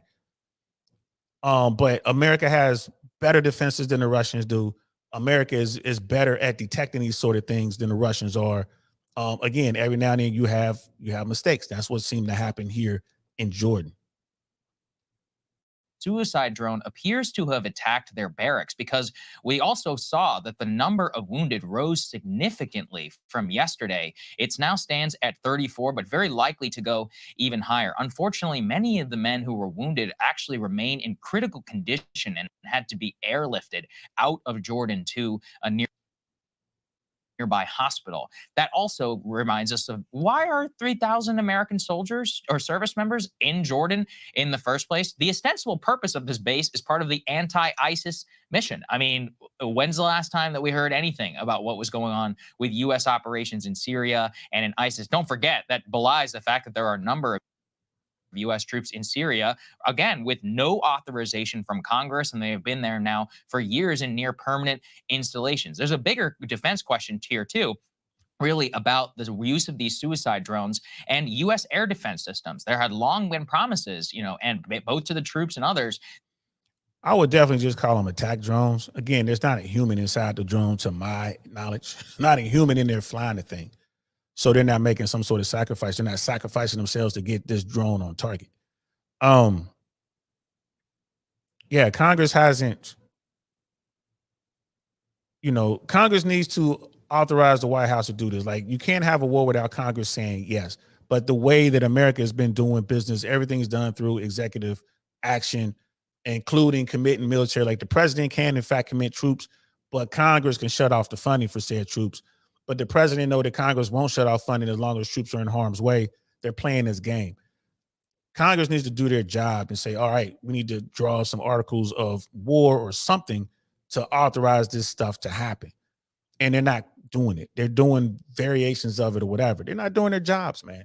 They're not doing their jobs. They're just, kick the can over to the executive and let the executive do what they're doing, which is sad. that we had adequate force protection for our service members who are so forward deployed in Syria and elsewhere, saying we had all of these advanced air defense systems that were in place to make sure that something like this would happen. Obviously, completely failed in this regard. And now 3 of our service members are dead, and more than 3 dozen nearly have been wounded, and some critically who have been injured. And who knows, what the prognosis remains for them. It is a bigger, major strategic question about what are our service members doing here. Don't forget either, Crystal, in the initial statement, President Biden blamed Iranian-backed groups in Iraq and in Syria. So it raises questions there about what exact groups that these are, whether they're in Iraq. Don't forget this. If we're going to respond, quote, hard and heavy, or whatever it is that the Lindsey Graham and all those want us to do, there is a very dangerous and diplomatic talk going on right now with Iraq. Many of the Iraqis do not want us to stay there. Our troops, the Biden administration is fighting to make sure that our troops can remain inside of the country, ostensibly for this anti-ISIS mission, more likely to do with, forward posture against Iran. Regardless, this is going to affect that if there is some sort of major retaliation inside of Iraq, which very likely could invite domestic political pushback on top of who the hell knows what goes on in Syria. But what scares me more than anything is the total unwillingness to, just throw caution to the wind right now amongst the Washington establishment. And you see direct calls, bipartisan calls right now, to strike Iranian territory, not to wipe out or even retaliate against these Iraqi and Syrian groups, but directly go to the source. And that's what we're seeing from all across the aisle immediately in the aftermath of the attack. That makes sense to me. We talked about that. Why beat around the bush here? We know where the funding is coming from. Deal with it, man. Cut the head of the snake off. That's it. And then go out and stomp out those little extra fires that are out there. Go out there and get the baby snakes. But deal with the source. That makes sense to me. But, people aren't going to want to get it done. And it's all going to fall on the White House. What is the president going to do? And we talked about that earlier, man. What is he going to do? We don't know. We don't know. And this is, something that's going to be around for the next term, whoever the next president may be. It might be Biden. It may be Trump. Who knows? Maybe the Dems will get Biden to step down, and it might get Newsom or get Michelle Obama to run. Who knows, right? Who knows? But the next president is going to have to deal with this. The next administration is going to have to come up with some sort of plan. Congress is going to have to figure out what type of money they want to allocate towards this. This is a mess. This is a mess. We should, if we're going to do something about this, we should just go ahead and do it. Direct action, make it happen, send a message. This is what happens if you mess with us. This is how we're going to deal with you. And by doing that, that's going to also allow Israel to do what they're doing. That's like a whole nother conversation right there. Like what's going on in Gaza with Israel. The Palestinians are just taking a pounding right now. But on the other hand, they started this latest round. So, it's insane. Again, Piers Morgan talked about that. I think that was one of the best interviews I've seen on the Breakfast Club in a very, very, very long time. Piers Morgan talked about what's going on in Gaza. It's horrible. Like this type of warfare, it just doesn't make any sense. You got 30 or 40,000 or so Hamas fighters. The government of Hamas is doing all these things to eradicate Israel. They attack. Israel retaliates, responds. And then people are up in arms like, man, you can't do this. I go back and forth with friends all the time. It's like, man, I know it's horrible, but you got to go get those guys. And if those guys are hiding amongst the population, oh, well, that population voted them into power. That whole two-state solution doesn't work. What are you going to do? You're going to just wait for the next attack? Wait for the next time that they come and delete your babies? Innocent people, innocent men, women, and children, you're just going to wait for the next time? Or you're going to go deal with this now? It's terrible, man. Like, it's terrible. It's really bad. It's really bad. So, yeah, I've been talking over 2 hours about politics. Again, I've been trying to stay away from politics on purpose. I did this because Brother Dino wanted to talk about politics. I wanted to stay away from it. There was a lot of brothers last night. We were talking about Ukraine, Russia, Israel, the race. So I'm like, you know what? I'm just going to jump on early in the day and say a bunch of stuff and see what happens. It looks like, YouTube didn't, like me broadcasting or talking about the Piers Morgan thing. And that's probably coming from Breakfast Club. Is what it is. You know what I mean? That was a really good interview, man. I would love to be able to react to Pierce Brosnan's. And you know what? Some other people have reacted to it. I might be able to find another content creator who reacted to some of the stuff that Piers Morgan said and kind of react to that. I'll see. And I'm going to be doing this stuff on Downrange Podcast. It's like a simulcast right now. I'll be doing more of this on Downrange. I really want to know, we're going to kind of stick to, like the dating dynamic stuff. We're going to stick to finances and what's going on with the housing market and stuff like that. We're going to stick to that over there. Stuff like what Cat Williams was saying about Hollywood and why Hollywood's making terrible movies and, that sort of stuff. And, I'm really going to try to split the two. There's a lot of people who want to talk about the politics. They're not really into the whole dating dynamics and all that kind of stuff. And I like talking about both. So I'll be back tomorrow. Tonight, we're not going to be able to jump on the show. I have to do the comedy thing. But tomorrow, we're going to talk some more. I found some more stuff on Fresh and Fit that I want to talk about. And there's some articles out there I want to get into about what's going on in America on the social front, how more and more women are graduating from college. And those women, like, again, this Saga was talking about it on Breaking Points, the divide between men and women, not just in America, but worldwide. Like, the numbers are in, and it's crazy. It's crazy. Yeah, man, I was, it brought me right back. So it shut me down for, I don't know, not even like 2 or 3 minutes. And it brought me right back. So I think it didn't like me reacting to the Breakfast Club thing. I appreciate that, man. We're definitely gonna have a good show tonight. This is our 4th show, so we're officially 1 month in at Status. We're looking to do some other big things here in Tampa. I'm also trying to do some stuff in Miami. It's gonna be a pretty good year. I'm gonna work hard on the comedy thing through the summer. We're gonna, and then as we get into the next school year, my daughter will be a freshman in high school next year.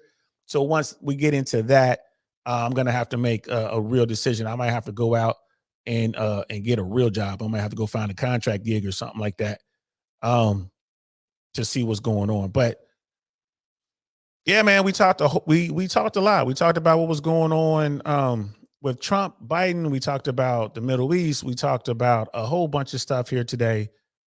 We talked about how the liberals seem to be pushing Trump into the White House without realizing it, trying to make him out to be way worse than he is.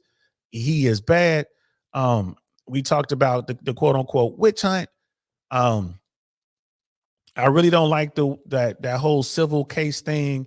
I don't like it, but it is what it is. You know what I mean? Brother Dino, you're right. New York changed their rules. It is what it is. But I think that's a slippery slope. I think we should stick to our statute of limitations. I think we should stick to our interpretation of law here in America. We shouldn't be trying to modify the law based on people we like and people we don't like. And that's what it seems to be, with reference to Trump right now. But it is what it is. Hey, man, he did do the stuff, man. He stepped in it. It is what it is. So I will definitely be doing more stuff on Downrange Podcast. I will periodically maybe talk about a little politics over here on I Really Want to Know. But for the most part, you're going to be able to find this stuff on Downrange Podcast. If you haven't checked it out already, feel free to hit it up. Let me find it for you real quick. For those who are watching this on Team Replay, hit the wrong button. What I'm doing is going to look up the link for Downrange, and I'm going to put it in the chat so you guys can pull it up.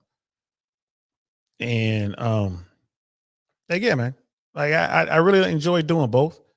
Oh, here it is right here.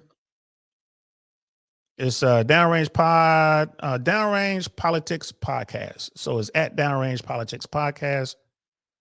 Put that in copy. I'm going to put that here. So come over there and check us out at Downrange Politics Podcast. And here's the YouTube. Here's the link for it. And we're going to do our best to keep that content rolling over there. I know I have been neglecting it. So Brother Dino was always the one keeping me on point. Like, hey, man, quit neglecting it. You got to start talking about this stuff. I'm like, you're right. You're right. Let me get on it.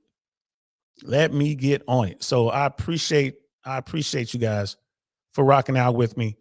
I know sometimes it can be hard talking about this kind of stuff, man, but you know, let's try to keep it 100, man. Let's come away from the team politics, man, and let's get into the real. Like, let's really delve into who has a good plan for the issues that America is facing, who can move the country forward, you know, who is the best choice. We want the best and brightest in the White House. I understand the 1% controls the money, so it's really hard to circumvent them, but we can definitely do better than a choice between Donald Trump and Joe Biden, in my opinion. We can definitely do better than that. So I'm going to leave it there. Thanks for rocking out with me. I didn't use the intro, and I'm not going to use the outro, but, you know, it is what it is. I'm DL Saint. This is I Really Want to Know podcast, Slant, Downrange podcast, and I'll talk to you guys later. Peace. Darn, that's the end.